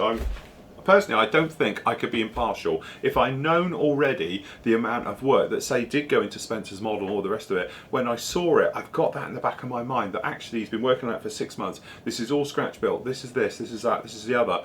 It will sway you. I don't care who you are, because you've already got a thing against something. Perhaps you've got a model turn up and you don't know who built it and you haven't seen it before and all the rest of it. I think it'll sway judging, but again, it's that thing. Judging, it is a nightmare, an absolute nightmare. Well, the only way around that is to say, right, your model must not have been on social media, and the judges have to stay completely away from the competition area in the morning, so they don't know whose work is who, and then they don't know whose anything is. But then again, you see, you can start spotting individual styles. Yeah, that's right, absolutely. Yeah. Like one of my favourite diorama makers, that is it, Andrew Argent. He makes, that oil can that we saw. Yeah. Like the oil drum and the roundabout. This year he did a big pile of weapons that have been taken off Germans, thrown in a pile. Now I can spot his work now because he's got a little certain style. So again, Yeah, it's so difficult, and I don't know. Yeah, I don't think you'll ever find a perfect solution. We have this every year. To be honest, we have it every year, and I must admit, I have people come to me and they say to me, you know, what do you think of my model? Can you like help me? I want to know why I didn't get an award and all the rest of it.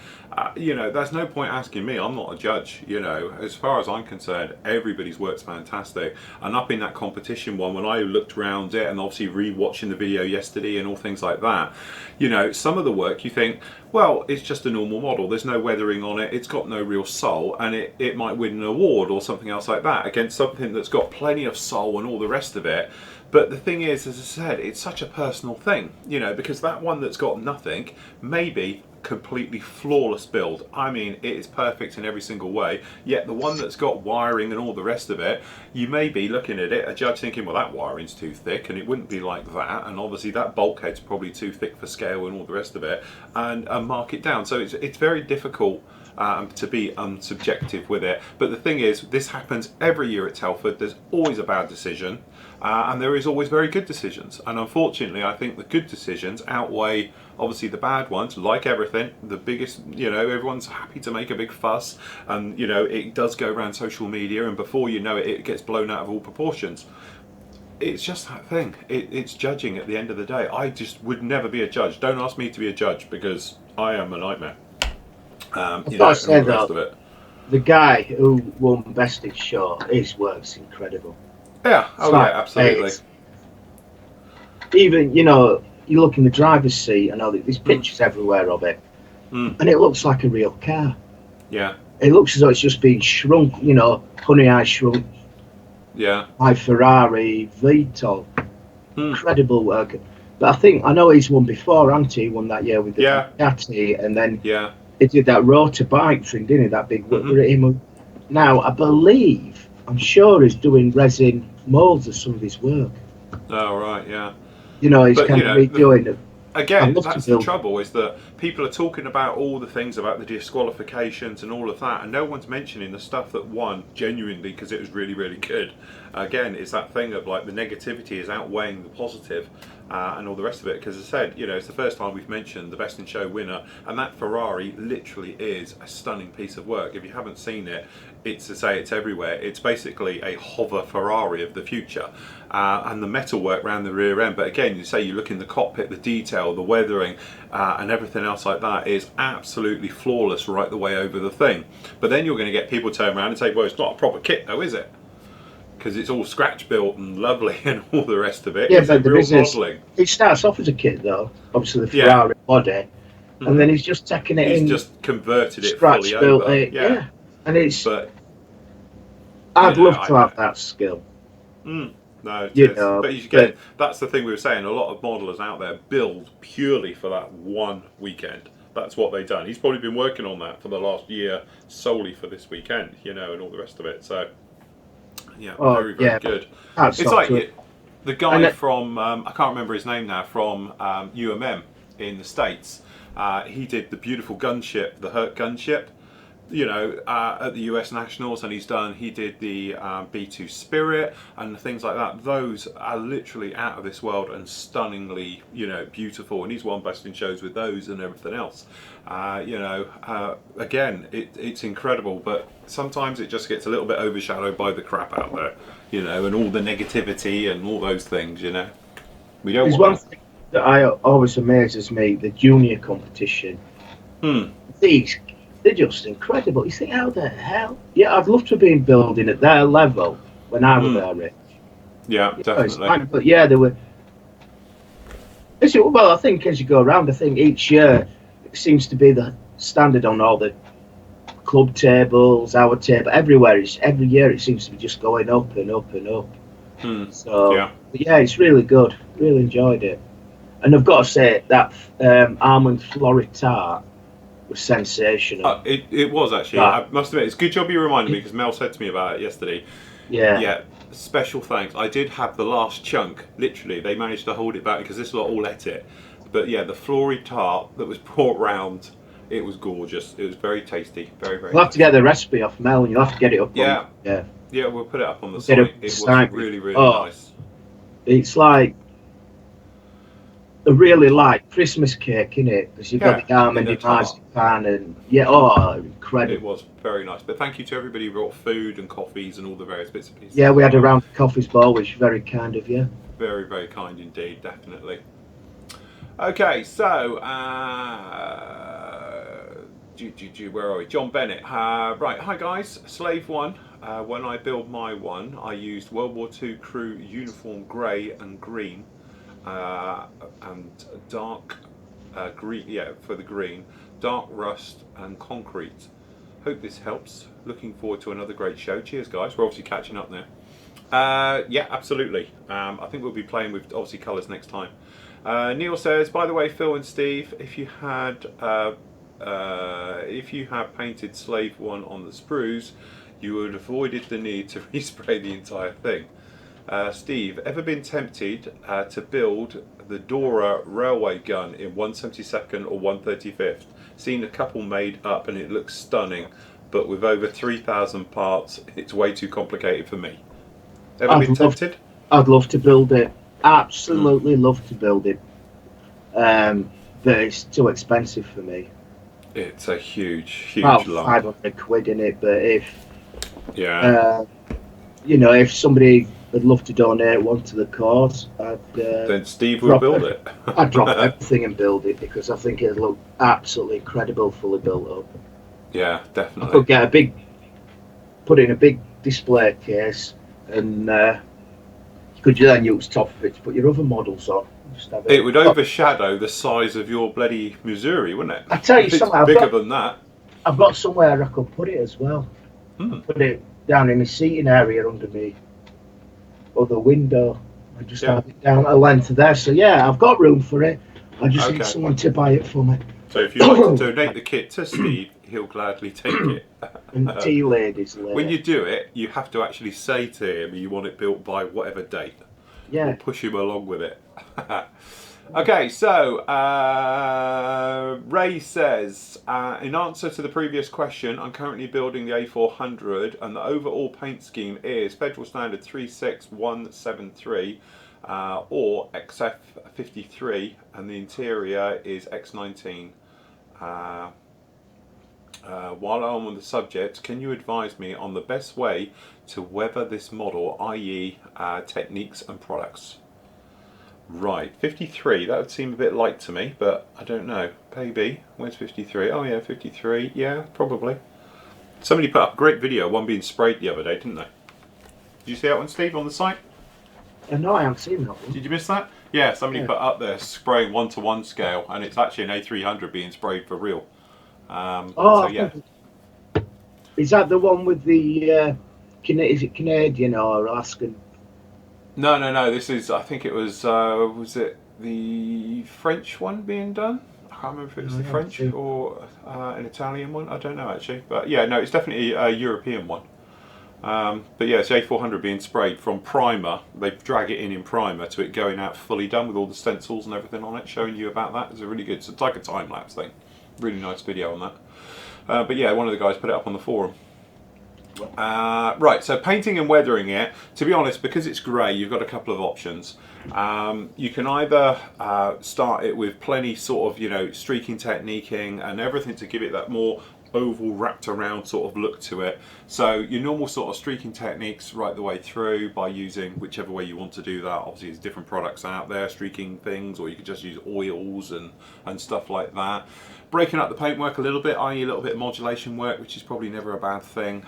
So depending on how weathered you want it to look, do you want it to give it that sort of really filthy look, or do you want to keep it quite muted just to break it up, stop it looking like a brick? If you did, you could just literally, I talk about it a lot when you're doing anything sort of cylindrical, doing downward modulation, so just take a slight off colour of it, add a tiny bit of grey just into it, just to lighten it perhaps a little bit, and just doing some downward streaking just off of it, just to break it all up a little bit and things like that. And then obviously usual thing with washes, to give it a little bit of grime over a satin finish just to weather it in, stuff like that, to go through it. So, you know, have a look at the Transall, the way I did that one, being a big sort of cargo-y thing. I know that one's in three-tone camo and all the rest of it, but yeah, the C160 have a look at that one, because that one was quite an interesting one to do. We did lots of weathering and things like that on that one. So yes. Is the cockpit on this Slave 1 black? I do believe so. Right. No, I've just been looking at a reference picture in the Star Wars book, and it says, looks like the the front of the consoles are grey. Oh, right. What, the outward bits? Yeah, the bits that you can see. So so you're looking at, it's all black inside apart from that bit there. Right. And that bit there. And right, okie dokie. They look grey, and that's... Now, how accurate the book is, which I probably think these are quite accurate, aren't they? I would have thought so. Yeah. I don't know how well you can see it on that small picture. Hold on, let me make you bigger. Hold on, wrong screen. Over to the other monitor. Down, down, down. Hold it there. There we go. Can you see how it's... Oh, yeah. Yeah. And then it's black behind, isn't it? Mm-hmm. Yeah. Oh, which cool. Makes sense externally, like that. Oh, look. And they take your empties out as well. It's like recycling. Right, okay. So, yeah, that's basically how I would do it. Just treat it like you would any big solid colour. But it depends on how dirty you want to make it. If you want to make it look pretty grimy, but at the moment they're all very clean because they're all very new and things like that. But I just don't know how. It's reference pictures, isn't it? You want to have a look at reference pictures of as they are now. The only thing I'd say, there might be quite a bit of dirt on the under. The bottom half, but then again, they probably look after him. Yeah, that's the other thing as well. They're new; they look after him. So okay, sorry, go on. No, you kind of want to think, I'm going to do one that's landing in a field, so that'd be or out in Afghanistan, in a desert, so it's all dusty and grimy on the underside. So it's artistic license with them at the moment. Me and Steve might be building ours one day. Oh, can't wait. Build that. We do that for Telford for next year. Okay, and Roy says from the Netherlands, hi Phil and Steve, off topic but have a question. It's alright. Hold on, it's not me. It's your mum. Probably, to be honest.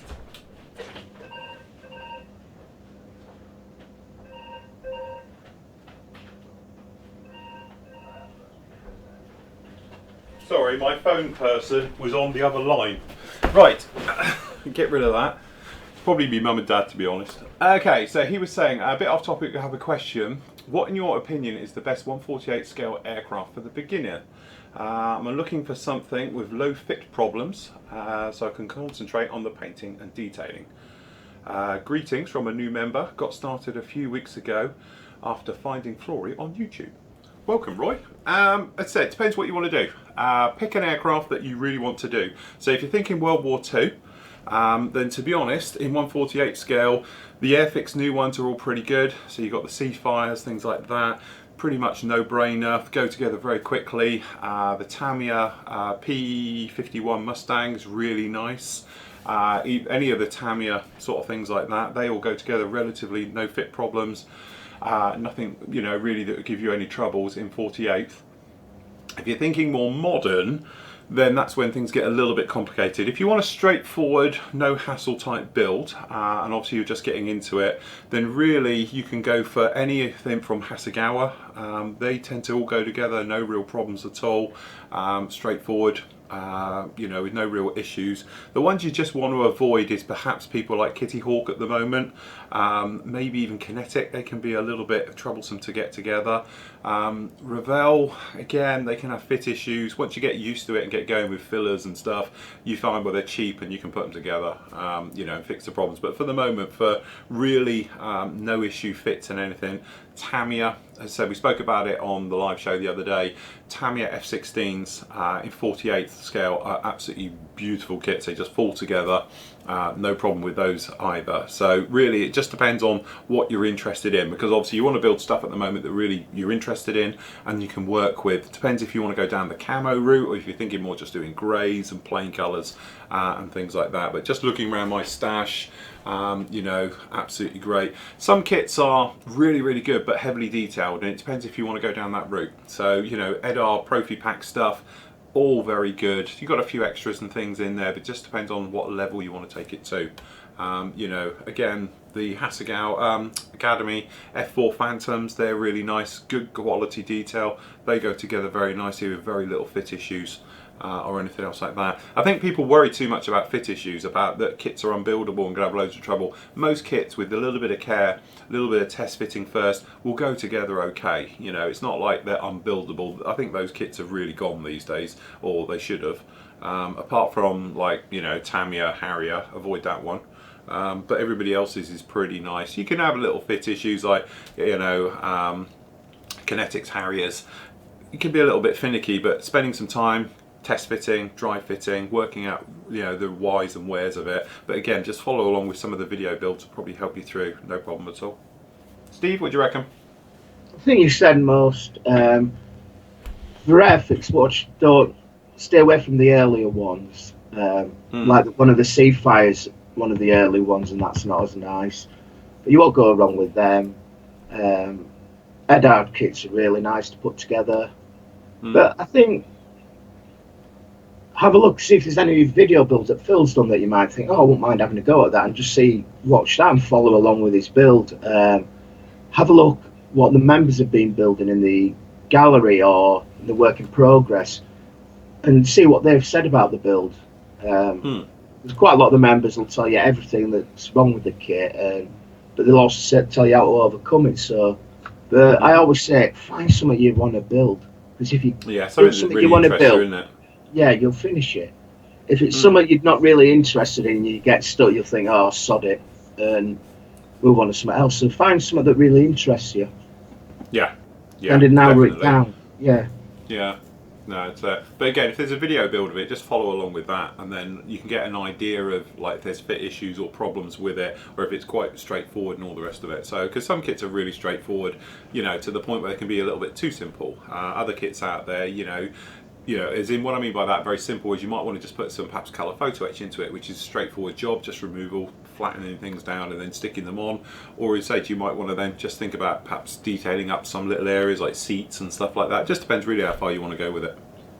But yeah, generally it's very hard to find an unbuildable kit out there that's going to give you loads of trouble, but some things go together a lot easier than others. Looking at my stash, like the Kitty Hawk stuff tends to be a little bit, yeah, it goes together, but it'll fight you a little bit. And some of the kinetic stuff can be a little bit, just trying to get things to line up, closing panels, stuff like that can be a little bit, you know, finicky as you make your way through. So yeah, but most things you'd be all right with. Tamiya though, they're 148, like that. I did their IL something, 52 or something, Sturmer. Yeah. Absolutely incredible kit. And like the P51 and F51, as they call it, some boxes, just falls together. You don't need any glue. Well, you need glue, but you don't need any filler. No, that's right, they go together beautifully. Definitely.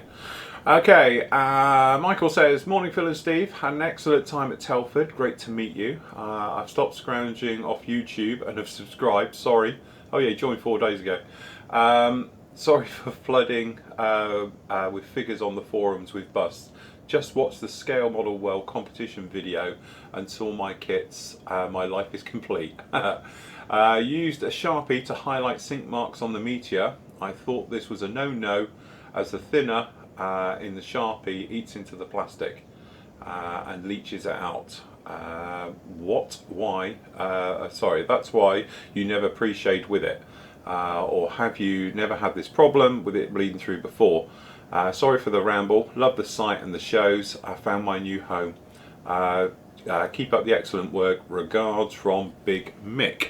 To be honest, as you can see, it's not on here anymore. I use it purely for highlighting and then I remove it. I wouldn't use it for pre-shading, as you said. One, it's too sharp a line anyway. Secondly, some things don't like it. I know some acrylics don't like even sitting on top of it, and they tend to bleed and leach and all the rest of it, and lacquers, I imagine, will just eat through it into it as well. So from that point of view, I wouldn't use it. But literally, to be honest, if I was doing it for me, I wouldn't have used one full stop, because I can see it with my eye. The reason I used a Sharpie was literally to show you exactly where it is, and then what it was, I coloured in the entire thing again so I could show you, so I didn't have to wait for paint to dry, because otherwise I would just use probably a little bit of acrylic and then sand it. But I needed something quick and easy just to show you guys.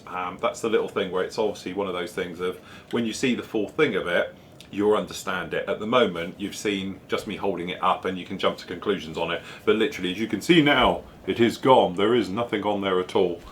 So I've got no reason for it leaching or doing anything with. But I know, guys, in the olden days, it used to be a way of pre-shading with a Sharpie. That looks horrible because it's too sharp. Literally, it's too sharp a line. You need a faded line for it to show through. And you're right, lacquers will eat into it, because I believe a Sharpie is a lacquer-based one as well.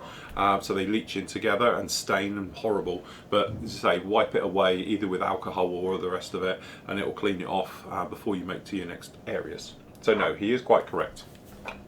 But as I say, you'll sand it off anyway. So when you see that on Monday or Wednesday, whenever I put it up, you'll get the full thing about it. Okay, Chris says, morning chaps, hope you're both well. Good to see you taking on the Tamiya F14 fill. I've been building mine, and despite the missing extra decal, so yeah, okay, the kit is truly sublime and put together with some clever engineering. Surprisingly, this is my first cat. And the plan is to give her markings of the VF-32 Swordsman during the MiG-23 incident in 1989. This calls for the tactical grey scheme. I think I'm going to paint using MRP paints. I have, but was wondering if you had any issues with mixing them for the fading effect. Acrylics are dead easy, but I was wondering if the fine pigment in these lacquers may not tend to mix. I assume that they would be okay. After all, it's just the mixing of the different pigments. Anyway, keep up the great work. Nice to get my fix and modelling of updates every day. Yeah, you can mix them. I've mixed them, to be honest, with Tamiya, and I've mixed them with Guns. To be honest, Guns mixes better. No problems at all, but mixing the colours independently works absolutely fine. It's funny how this classic example, I'm watching these on here now, and how they separate at different levels. Here's a good example of what I call a 3-level clear. Let me just show you in close-up, because this is quite interesting to see this. Where are we? Full. If I could do this without it separating, but if I tip it slowly, hopefully you can see the 3 colours. So what we've got down here is white at the bottom. If I turn it, I don't want to, because obviously it's falling apart, but you've got white at the bottom, then you've got the yellow, and at the top you've got the blue. And it's like sandbars all the way down here. But they all tend to mix okay, no problems at all with them. And as I say, I've had a play with them properly now, and I haven't had an issue. Sorry, where we go? We want to go that one and that one. I haven't had an issue with them mixing or clogging or causing any problems whatsoever. The thing is, at the end of the day, it's a lacquer, and as we all know, lacquer loves to eat through itself. So all you do, put it in, damn good mix up, and I must admit, I've been using the old Badger stir up, zip it around with that, and it's been absolutely fine, no problem at all with it. But I have mixed it now with Tamiya and with Guns, Sanyo, Aquatis, you know, not the lacquer one, and it's worked a dream. As again, Tamiya isn't a true lacquer, it's a synthetic, it's like a fake. Okay, so you have no problems with that. Anyway, as for the Tomcat, it'd be very nice to see that one. We like the Swordsman one. And now they've released the official version of the dogfight as well. Have you heard it, Steve? No, I haven't. The official one is actually the same as the original, apart from this one's got all the swearing in it. So, yeah, the bit where he kept on, like, you know, it gets little cutouts and all the rest of it, they've left it all in now. You can find it online, but it's quite interesting with the pilot under pressure when they're trying to shoot down something else. The language is terrible. So, yeah, it's, but no, it'd be nice to see that one. Very nice indeed. But you can mix them all for fading and various bits, and obviously you can mix all the colours together. You'd be absolutely fine like that. Okay, Michael says, morning guys, sorry if you already covered this, but what happened with the bargain hunt? To be honest, it was just so much happened, so much was going on that we never got round to doing it. Yeah, it was just one of those things. It was a mad weekend. To be honest, I never even got away from the stand, so that's how bad it was. We'll try it again at another show. I'm going up to Huddersfield just for the show, not with stock or anything else like that. Perhaps we'll give it a whirl then, Steve. Yeah. We'll go around the Huddersfield show and we'll try it on that one. Prize you out at the burger bar. Well, yeah, if you can get me out the burger bar. But in the new year, I'm going up north. I'm going to get me flat cap and me whippet and my passport and go up north for the weekend, and we're going to do the Huddersfield show, but not doing it as such. I'm just going to walk around it as a normal person, which would be nice. You'll probably have to wear a disguise so you don't get jumped. But that's all right, I'll wear my Star Wars stuff, it'll be fine. My Princess Leia outfit. No, it don't suit you. Oh, it does. Me as slave girl look great. Okay, so Anton says, hi Phil and Steve. I'm giving Guns Gloss paints another try. This time I'm going to leave it to dry for about 2 weeks before coating it with anything else. So here's the question: can I speed up the drying time with a hairdryer? Bit so I can handle the model somewhat while painting the undersides of the plane.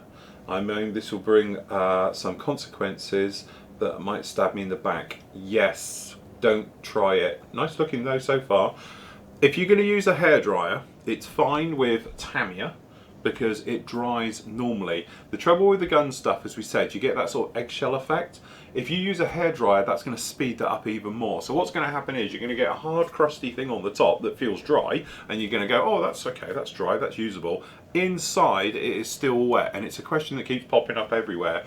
The paint needs to naturally vent and cure, and as it's curing, it sort of expands and it moves and everything else like that. If you've got a crispy coating on the top, the stuff underneath it still needs to get out, it still needs to breathe and everything else like that, and it's going to cause it to crust. By using a hairdryer to speed it up, it's going to speed that up even more. Again, synthetic paints, i.e. fake type stuff, such as like Tamiya, I've never had a problem with it, but guns, for some reason, it just has this thing where it dries really quickly on the surface and then underneath tends to take a while, and I call it the eggshell effect. And I've done it myself where I've grabbed the model and I thought, oh, this is okay, it's dry. I've held it in my hand whilst I'm spraying the underside or the wings or whatever I'm doing with it. I've taken my hand away and I've left a fingerprint. You can physically see it where it's melted into the surface because the underside isn't dry.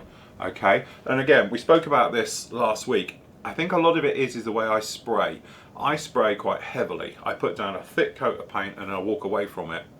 I think if you thin your paint a little bit more and put down lighter layers and let them dry in between, you can build it up probably just as quick, and you're not going to have that problem. But if you're a little bit like me and quite a heavy painter, I think that's what adds to the problem, that you're putting down too much paint, it's too heavy. Again, using the MRP stuff, I've had to retrain my thought, so it's a lot less air pressure, a lot less paint going on. I lock my trigger now to half pull and I build it up nice and slowly so it's got time to come through, and everything else like that. So I think, again, I think it's just me, the way I paint and all the rest of it, versus the product itself. Okay, me just using it slightly wrong, but that's looking very nice. I would, you know, say I'm not sure what colour scheme you're going on with that one, but if you are doing it in camos and stuff like that, you'd be okay to go over it as long as you're going over it with sort of guns, I think, and all the rest of it. But just don't go in there and start over painting it with clears and other products like an acrylic over it and stuff like that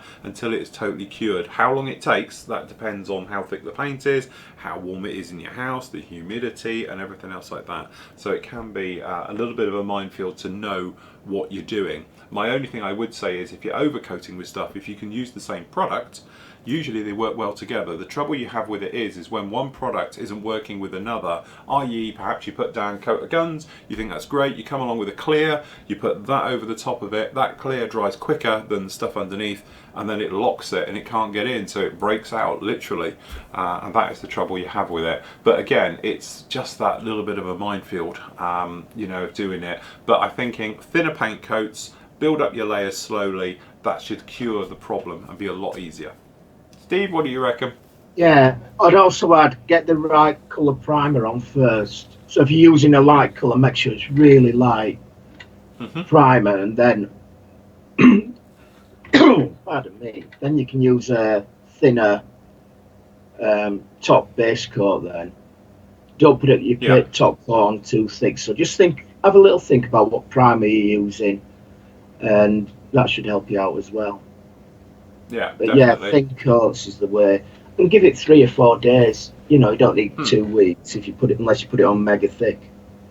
There you go. And as a bit of a giggle, I bet someone can open up a nail salon using AK's metallics only, especially women's. They are so smooth, laugh out loud. Tried these, very close tried on a close friend yesterday. Your hands look lovely. Very good. You could do little swatches for all the different colours. Bless. Thank you very much. Good luck with your build, guys. All the best from the Ukraine, Anton. Lovely. But yeah, it is that thing. The question seems to be coming up a lot recently. I don't know why it's so much at the moment. But this cracking effect, literally, it's just a drying thing. Things take longer to dry than others, and then it just cracks. Okay, David McDonald says, hi Phil and Steve, just a quick question on the best way to get the burnt rust look on World War II aircraft. Keep up the great videos. Well, it depends on if you're thinking rust streaking or just onto metal, or you're thinking of that sort of just burnt look of metal. If you can actually get burnt iron in a lot of colours now, so you can spray them on literally direct. The usual thing though, go with a light undercoat. Don't try and put it over like dark green because it doesn't show through very well. But if you go with the first colour down being quite a light, i.e. white or very light grey, and then put it over the top, it'll pop through a lot more. But you can get burnt metal colours. And then it's just a case of literally you can go over the top with a little bit of pigments to try and do it, or oils and various things, going through your burnt rust tones. So obviously your sort of burnt, I can't think of the real name for them. Is it your burnt oxides and various things like that for rusting? Steve, rusting? Yeah. If it's on the exhaust, what I like to do is I'll paint them with different rust colours, put some pigments on, and then right at the end I'll get a soft graphite pencil and just go over the little edges, just so you kind of putting in, or just put a bit of the graphite, just rub it on a bit of paper first, get a bit of the graphite on your finger and just rub it over the raised edges, and it just gives it that metallic edge as well. So you've got a rusty background with a metallic edge to it, and that seems to give a really good effect. And then all you need is just a little bit of soot around the edges, and that seems to work well. Very good. So there we go. That's the thing. But you say you can get somebody does a manifold colour now, isn't it? Burnt rust manifold. Can't remember who that was now. Was that MRP? Oh, Vallejo do exhaust manifold. Yeah, that's it. They actually do it, and it's like a rusty colour as well, and got the metallic sheen into it as well. So that's quite a nice one. Okay, Boris says, hi guys. First thing, I'm really enjoying this Saturday show. Keep it up. Steve, interior colour for the Hellcat changed a bit over the production run. Here's a link to a great website covering this topic, and he's put it up there. So it's the IPMS Stockholm site. Oh, thanks for that. For what it's worth, I painted my turkey shoot Hell colour interior using cockpit green, which is Guns H58 interior green. Wheel wells bottom fuselage was done in white. Inside of the engine cowling was light gold grey, 36440. Cheers, Boris. That's handy. Lovely. Yeah, thanks, I'll have a look at that after this show. Okay, Robert. Robert, didn't you have a problem getting in this morning? And if this is the same guy, you're clearly in now. You were saying because you couldn't get into the forum, and now you're in. And I didn't touch anything. I literally just sent you a thing saying it seems to be working fine. Right, I don't think I've ever heard you mention anything about the kit preparation, specifically washing the kit with warm, soapy, clean water for the release agent. Do you follow this routine? Is it necessary? Also, whilst I'm here, some time ago I was asking about what you do with all that brown packing paper you get in your parcels. I use mine for masking off and it's quite handy. Good idea. Right, first, yeah, it is a good idea.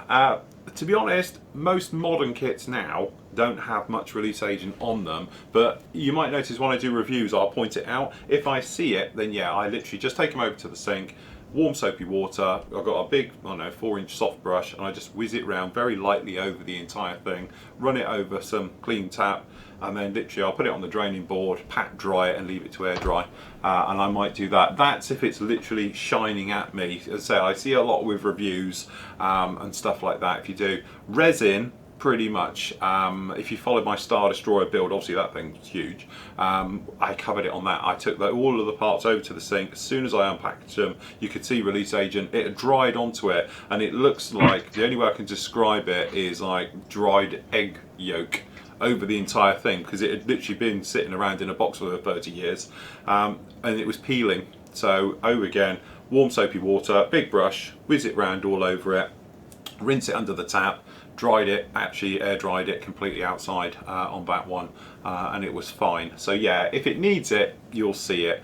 But the thing is, what I tend to do is that when you put it all together, before spraying and all the rest of it, I'll actually give it a wipe over with a little bit of airbrush cleaner, something else like that, the entire model. But if you're using lacquers, like we've been doing recently, it eats through everything. So like on here, I didn't do any of these and we just sprayed straight onto it. You won't see it. But normally as soon as you come near it with an airbrush, you will notice if there's a problem, because it will bead up. And that way it's probably going to need a clean. So any type of alcohol wipes or anything else like that will clean them up absolutely lovely. And you can do it that way. Do you ever do yours, Steve? Yeah, I didn't today, which was a bit gashing me really. But usually what I'll do is I'll use airbrush cleaner, put a little bit on some kitchen roll and just wipe over the model. With resin, you can tell. You've got a feeling if it's covered in release agent, which a lot of them will still have it on because it's resin. A good way to tell, if you get a paintbrush, dip it in any paint will do, dip it in your paint and just try brushing a small area, and you can tell instantly if it covers it really well. There's hardly any release agent, there's none on, you're fine just to give it a wipe down with a bit of IPA. If when you're brushing it on, it suddenly starts beading up and pooling up, and you can tell instantly if it's covered in release agent. So yeah, but resin, I'll get a bowl of water because I don't want to lose a bit down the sink. Soapy water, just dip your parts in there.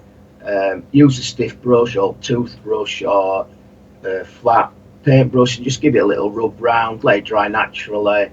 And again, I like to just give, where I can, I'll just get a bit of IPA on the cloth and just wipe the surface area. It'll just get rid of any dust, any grease or anything that's on the surface. I think, at the end of the day, you can look at it. As soon as you see the model, you'll know. If it looks shiny, then you know it's on there. Resin, to be honest, unless it's certain companies seem to be able to do it. To be honest, all the Brasin stuff doesn't seem to have any release agent on it. I don't know, maybe they might even wash theirs after it comes out of the mould, but I've never done it with any of theirs. But other stuff, resin, because of the way it's moulded, they spray silicone spray into the mould, otherwise it will never come out. So it's going to have it on it. But I must admit, Brasin stuff, all of theirs recently, I've been using quite a lot recently, I've never washed any of it because it looks fine. It looks dull and grey. It's as if it's been, I don't know, perhaps they do wash them before they send them out. That could be it. So, but as for parcel tape, that's a good trick with that. To be honest though, most of my parcels are now coming with starch beads. You know, the ones we were eating at the barbecue? So what you can do is, these are the starch ones. So you know the foam. I thought that were a birthday you cooked. Yes, you were feeding us. That's it. Reformed, painted. Yeah, I thought it were a bit chewy. But yeah, that's the thing. Most of my stuff now does come with this. And to be honest, the other day I had a box outside and we had a downpour and it melted. It literally just vanishes, this stuff. It's brilliant. So that's what a lot of my suppliers are now using, is these starch pellets. But it's great because if you lick them, you can stick them together and make snakes out of them or whatever you want to do with it. Or eat them, because I was eating them. Obviously don't eat too many, kids. So yes, that's the thing with that one. But yeah, no, it's a good little tip that with the old paper. I'm rethinking the paint colours to which paint. Oh God. No, I'm going to stay away from hobby colours. Basically because the two I chose, One's gloss and one's semi-gloss. Now, looking how Bandai have weathered theirs, you can see there's a lot of paint wear and thing. Yeah. And it's got to be best using the hairspray stroke chipping fluids to get that. Yeah. And the problem with these is I doubt water will probably go through a semi-gloss. No. So we'll have to rethink which paints we use. So it may even end up either I'll have a look at the Tamiya ones because Tamiya works well, or using some Vallejo. I think that's definitely the easiest way. MRP lacquer base, you're never going to get hot water through. No, it's not going to chip that, is it? You know. I can see many a modeler who've tried it and they'll be there. Well, it's not going through. Right. Yeah, but you could sand it away. You could sand it away. That'll give you a nice effect. Yeah, just rub through it. Yeah, definitely. That could be worth trying sometime. We'll have a think about that. Okay, so Graham says, hi Phil and Steve, great show. Normal, just a quick one. Just starting the Revel 148 scale GR4, but I've not found any paint conversion from Revel to Vallejo. Can you point me in the right direction? Well, that's barley grey, isn't it? They're all done in, if I'm correct. Wasn't it with those, Steve? The Tonka Fleet, I think they're all standard barley grey, which is in Vallejo world. Hold on. Where are we? Right, the camouflage colour, dark camouflage grey, which is BS381C.629, extra colour X036, extra acrylics XA1036, and they also, that's the underside colour, and they use dark sea grey on top. Yeah, but what about the more modern camouflage one? There we go, that's it. Whoop. It's dark sea grey. Yeah, but what about the GR4 one though, which will just be the standard grey all over? Isn't that barley grey? They use, well, they're all two-tone. Oh, are they? Yeah. So it's dark sea grey on top, and the bottom is dark camouflage grey. Right, I thought they were barley grey. Shows what I know. No, barley grey is your F3. Oh, right, that'll be it then. So it's dark sea grey and dark camouflage grey. So BS number 638629. Can't give me, so it's 638 and 629 we need,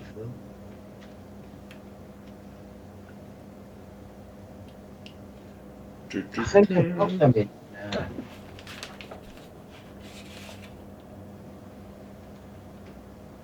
I must sort out that paint chart for the MRP stuff. Yeah. To make it, I need something in my book because it's the one thing I haven't got. I haven't got a little thing in here for all of those. I know I think they do, don't they, MRP? Do they do one now?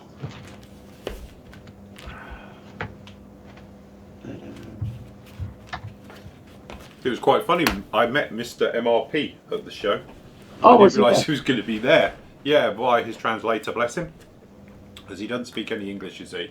So, but it's nice to see him, and a bit of a surprise when he walked up to me and said, "Oh, hello." It's like, right, I get the clue because he's got an MRP T-shirt, but I didn't realise it was actually him himself. But it took the while for the penny to drop.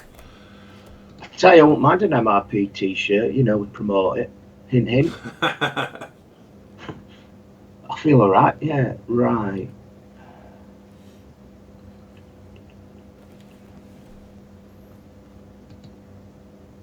Right, are you still looking for GR4 colours? Yeah, I'm just looking. Dark Sea Grey's MRP 113. But I don't know about the bottom one. The person to ask, if you send... It's Nathan, isn't it?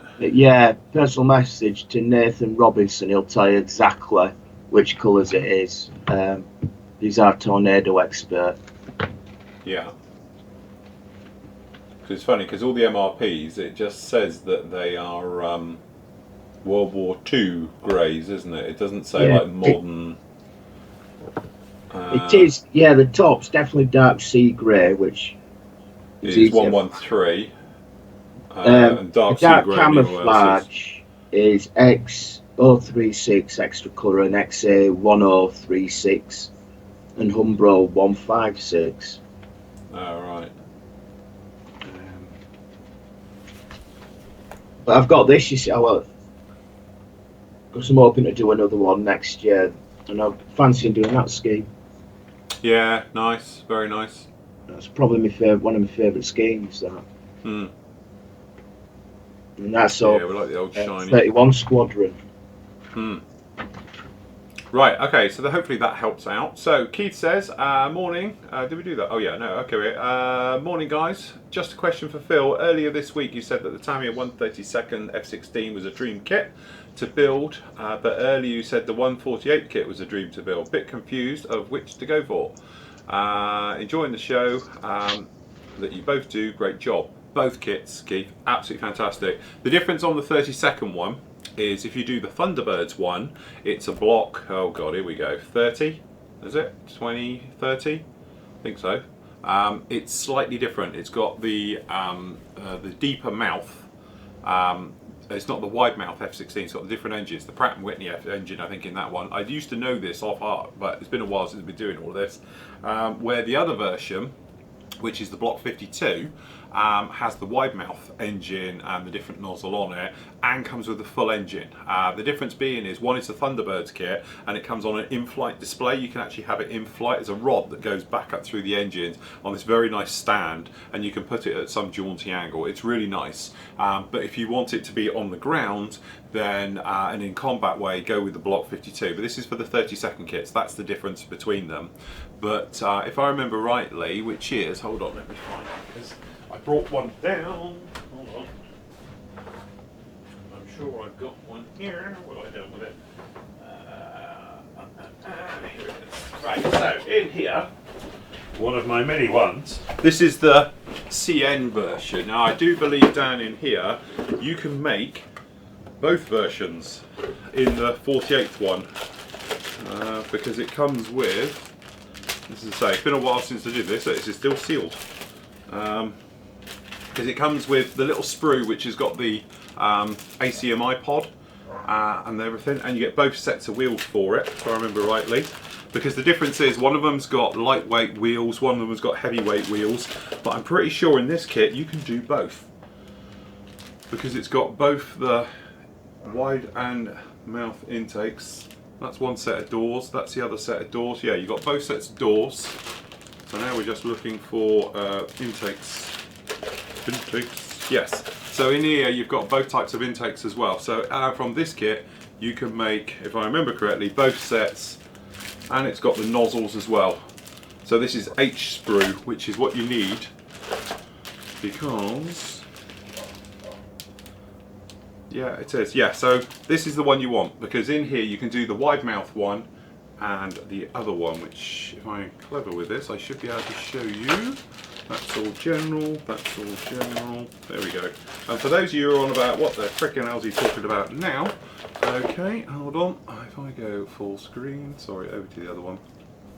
The big difference is, come back to me, mouse. Come on. Sorry, mouse is slightly playing up. Full. Okay, and 3. Down in this particular kit, you get both options. So if you look at the size of the mouth there, this is that mouth, and then you look at the mouth on here, you can see it's the wide. So if I do it here, you can see both types. So this is the wide mouth version. This is the other one, and what it is, it's different engines. So you get different nozzles at the end. This is what I call the big shiny version, which you can see is down in here. And then this one, which I think is the Pratt & Whitney one, the turkey feathers are different on it as well. Okay, so by using this particular kit, buying this one, you can sort of almost future-proof yourself. And obviously you're going to need decals and things like that, but this way you can make the different blocks or different types of F16 and do it that way. So you can do the big mouth and the wide mouth just like that. And obviously you can do Mukau with it as well, which is the black and white one, which is one of my favourite schemes for it. You never know, because everyone keeps mentioning, I might build this and do it as the aggressor in Mukau, because obviously they call this Mukau because it's black and white, and then they do Lizard, which is the sandy coloured one, and they do Flanker, which is the blue one. Really nice colours right the way through this one, like that. So yeah, I think pretty much a very nice kit. Definitely a must. If you want a 48 scale F16, this is what you do. You go and get that one, because it really is very, very nice. Right, here we go. I just made a bit of a boo-boo. I went to text Nathan to see if he could tell us the colours for the Tornado, and accidentally sent the text to all the guys. So, so everyone's so I'm got getting it bombarded. I know the colours for the grey, green, the pink. I've been called a daft idiot. And That's it. I can imagine the replies coming back. But yeah. So thinking F16s, if you're going to go for the big 30-second one, obviously the Thunderbirds one is the older version of it. I think it's the Block 32 now, thinking about it, or the Block 30, and it's got the round mouth version, the small mouth version, and then obviously if you, but it's in flight. Beautiful kit, don't get me wrong, I've built both, and I've got the other one still down here, the other one, the normal Air Force version, which is the Block 52. That one you can take the engine out. It comes with a fully detailed engine that slides out the back, and it's on a little dolly, full weapons fit and everything, and you can do it that way. So the thing is, if you wanted to make Mukau, which is the different N version, you need the different mouth to it, and I've done that conversion as well on the 30-second one. But if you're thinking 48th, go and get that kit, because you can build any types out of it. It's all in the box. And you get the pod, which is quite handy if you want to do an aggressor. So yes, there we go. Hope that clears that up. If you ever need to do the aggressor version, Phil, I've got virtually every single decal set that you can get, all the different ones. Well, I must admit, I have got in my goodie bag down here, which was given to me by the guys before they closed the company down, which is something I have been sitting on these things for absolute ages now.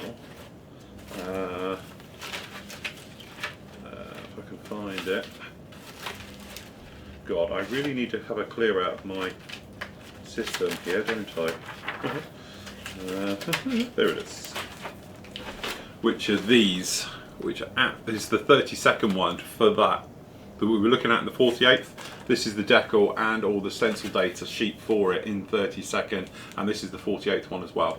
So, you know, literally very, very nice indeed. It's a cracking decal sheet, that one. Well, yeah, as well.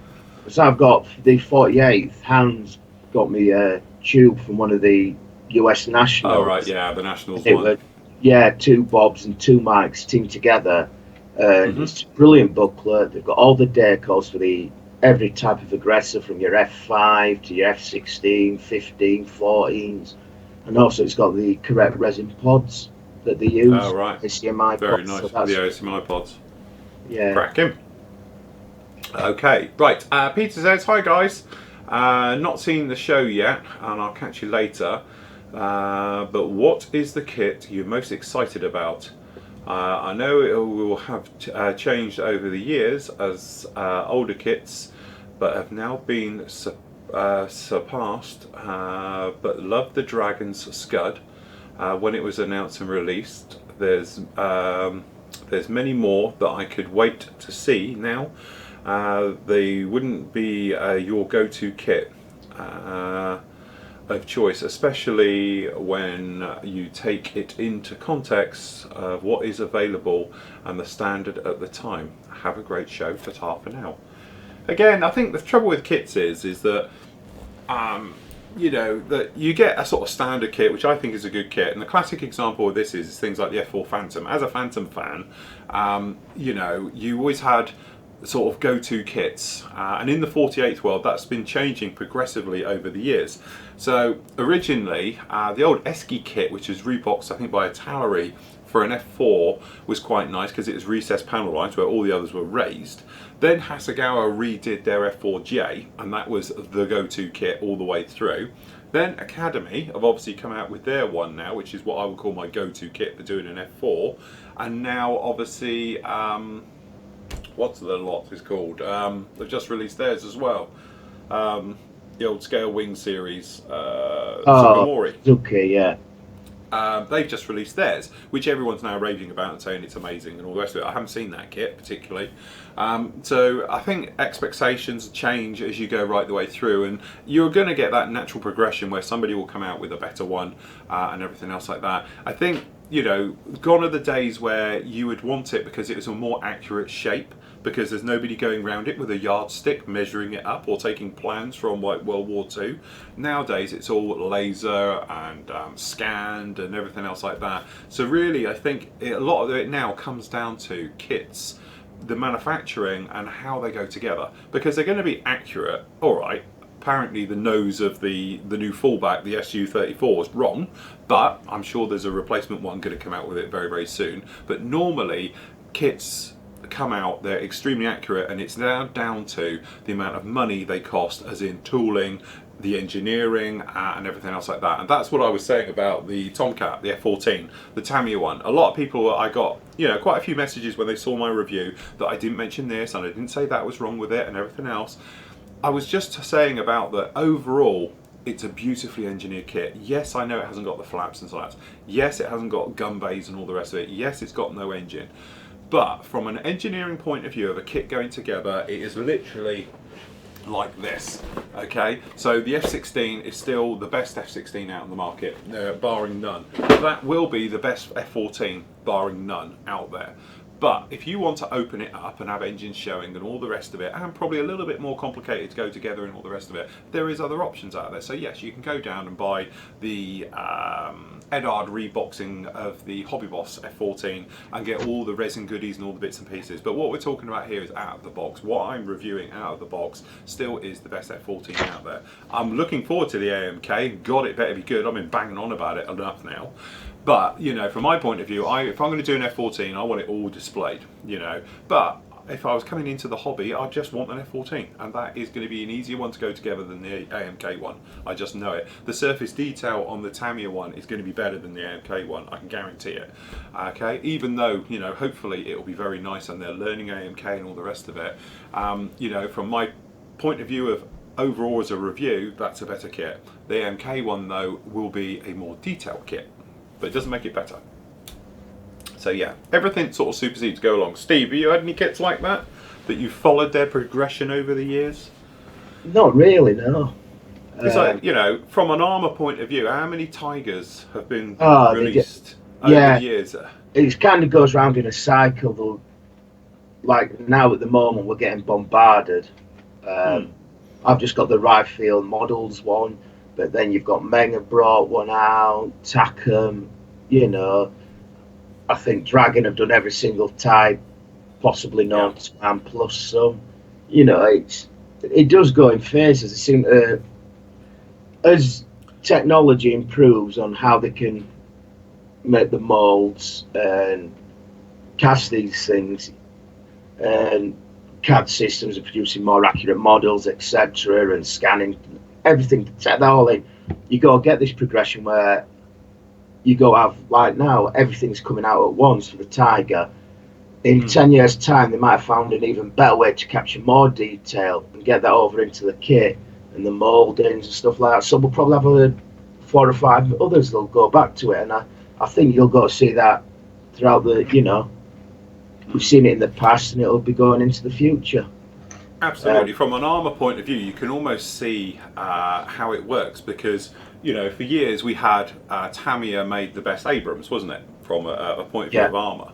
And it was the go-to kit, and then all of a sudden, you know, you got all the other manufacturers start releasing Abrams tanks, and before you know it, there's like 4 or 5 we've had this year, isn't there, different versions of Abrams. I've got the main one down there and all the rest of it, but there's other manufacturers who have released new Abrams. The Russian stuff, you know, T-90s and stuff like that, but then again we've seen an influx of different sort of T-72s, T-62s, and, you know, all that type of thing have been sort of coming along, and depending on your level, you can have ones with full interior and with engines, or just as the outside type of shell and all the rest of it. So it does seem to be that the hobby itself, it's almost like fashion. You know, things become fashionable, they come around again and again and again. But hopefully with each sort of cycle, they're getting better. And as we were saying though, it does seem to be that certain kits get left by the wayside.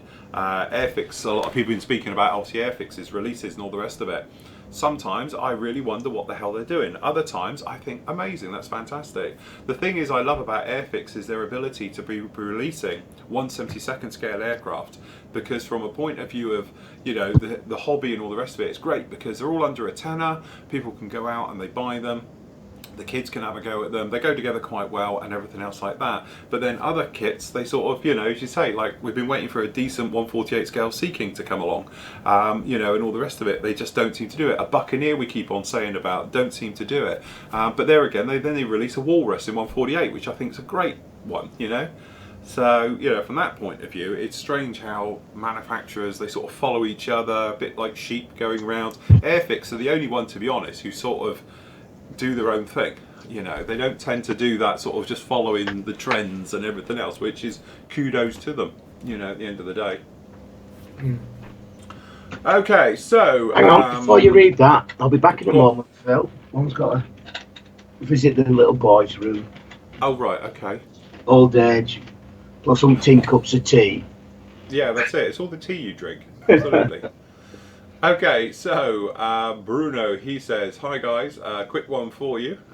Just a quick one. What are your opinions of Akan paints? I've heard that they have the right Russian colours in acrylics, true or false? Moreover, I've heard that you've had to buy them on Hobby Colours, a Greek shop. Yeah, I think they're around a few places now, but they're out of stock for a long time. Do you know other places? Right, well, I've used them. To be honest, I really like them. They went down exceptionally well. I've got a few of them in my reserve collection over here. I use them for doing the Hind 24. Quite a straightforward build, no problem at all, and we wanted to give it a nice weathered in colour. The Akan paints, they worked really, really well. The only downside from my point of view is they come pre-weathered. So when I say that is, let's just look at these ones. This one's got it. This is like olive green upper surface, MI24 8 and stuff like that, but it's pre-weathered.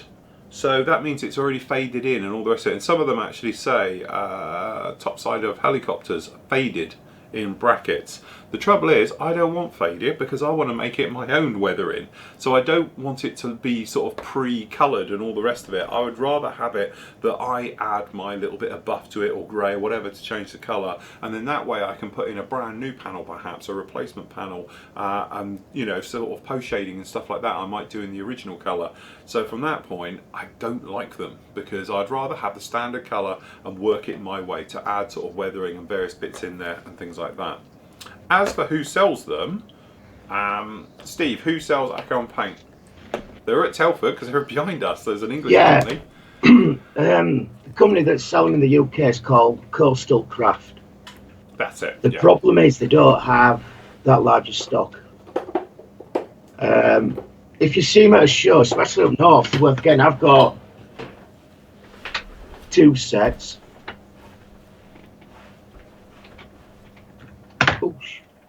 You're right. Yeah. Huh? You've frozen by the looks of it. Have I? On my side, right. You have. Ow. That's a good point. Hold on. Let me... Oh no, it looks like I've frozen everywhere. Hold on. No. Right. You can still hear me though, yeah? Yeah, I can still hear you okay. So I'm just hoping Liam hasn't turned his laptop on. Hold on, let me change camera.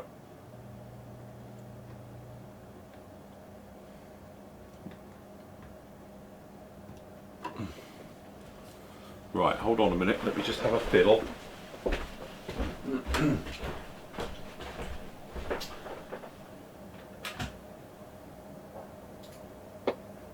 Right, you're still there. Yeah, I'm still here. It's just me. Yeah, hold on, let me just put it on you. I'll just try and work out me. Why have I frozen? Hold on. So anyway, Akon paid. Yeah, so I've got 2 sets for Russian armour. Now that's for the Terminator BMP. Yeah. So that gives you for the, I believe it's mainly the sand splinter camo one, which I'm going to try and do, which is that one. And I've also bought the set for the T90, which is the dark green and grey black. I've yet to try them, but I think they get 15mm in a bottle, so they're bigger than Tamiya, I believe, that are just 10mm. A set is about £18 for 6 colours. So I don't know. I think what I'd probably lean towards is going down the MRP range, because you'll probably find that they've got all these colours and they're not pre-weathered either. Right. So that's what I tend to lean towards. But like I say, I've got quite a bit of Russian armour that I'm wanting to do, and we'll see how I get on with them. Right, okay, hold on. I just can't work out where my screen has frozen. Hold on 1 second. Okay. So yeah, I've had... They can still hear you okay? Yeah. But you are frozen. Right, hold on. What I'm going to do is I'm going to try and reset that. Because everything's fine apart from in here. Hold on. Let me reset it. Or what I might be able to do, hold on, just for a temporary fix. Hold on, if I do that, I might be able to do that. Hold on, I have a cunning plan. Trying this on the fly, so God help us. Right, okay, let me do that. Never tried this before. Hold on, and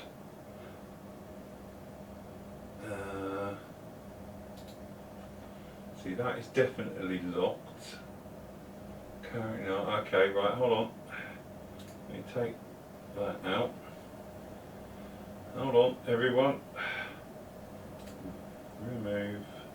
So I don't know if there's any more questions, is there, Steve? You can just do as I just reset this. I might as well go for a little dance or something while we wait for Phil. Come on.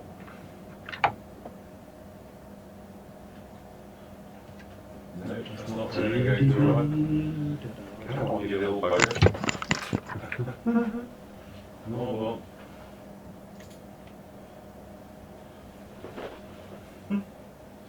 1 second. So I don't want to have to reset the entire system.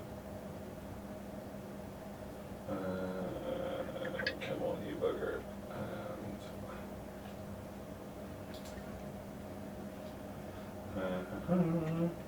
Are there no more questions, Steve?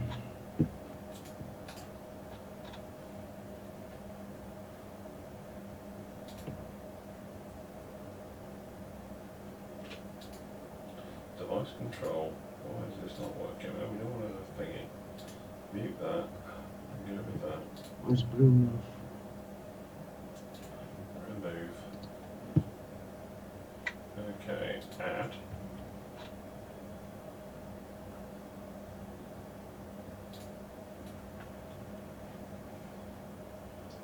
Camera not available. Oh, great. Okay. Oh, my camera's off now. No, hold on. No, what it is, it's you're under mine. Hold on. There we go. Oh, I'm back again. Okay, hold on. Right, remove that one.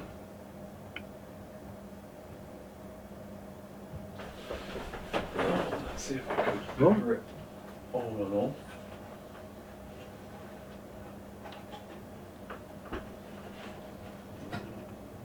Stash it.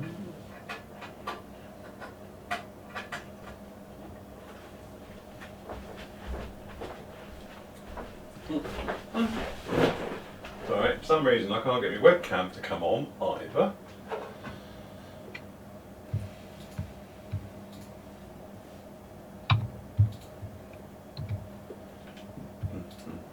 Because otherwise I have to do a reset. can't get the bloody webcam to come on. Well, I think I know why, because we haven't.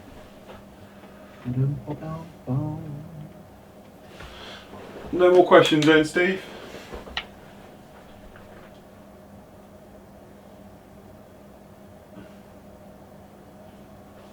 Right, hold on then.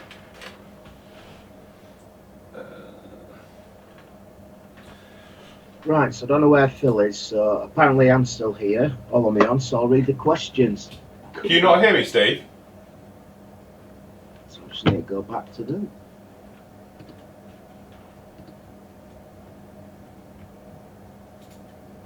Right, question from Anton.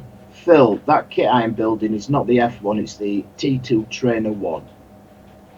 And it obviously has 2 seats in, which confirms your theory that they painted the rear cockpit on the F1.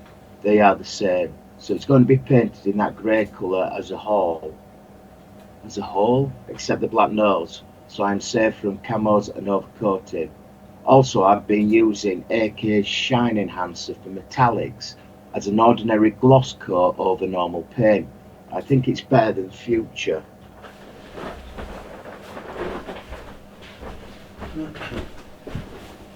Can you not hear me, Steve? You call it now. Dries almost instantly, and to be honest, it gave me the best gloss finish I have ever put down on a model. Oh, Phil still trying to talk to me, but I can't. So, if Phil can hear me, I think we should hang up this call and reconnect. This is all good fun, isn't it? Right, okay, hold on.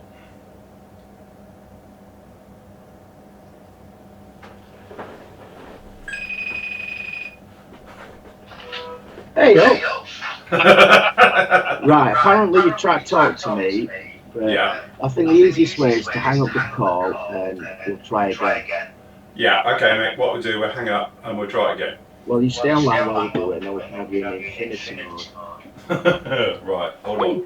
I've hung up. Right, okay, hold on, we're still streaming. This is brilliant, innit? It's just what you need. Yeah.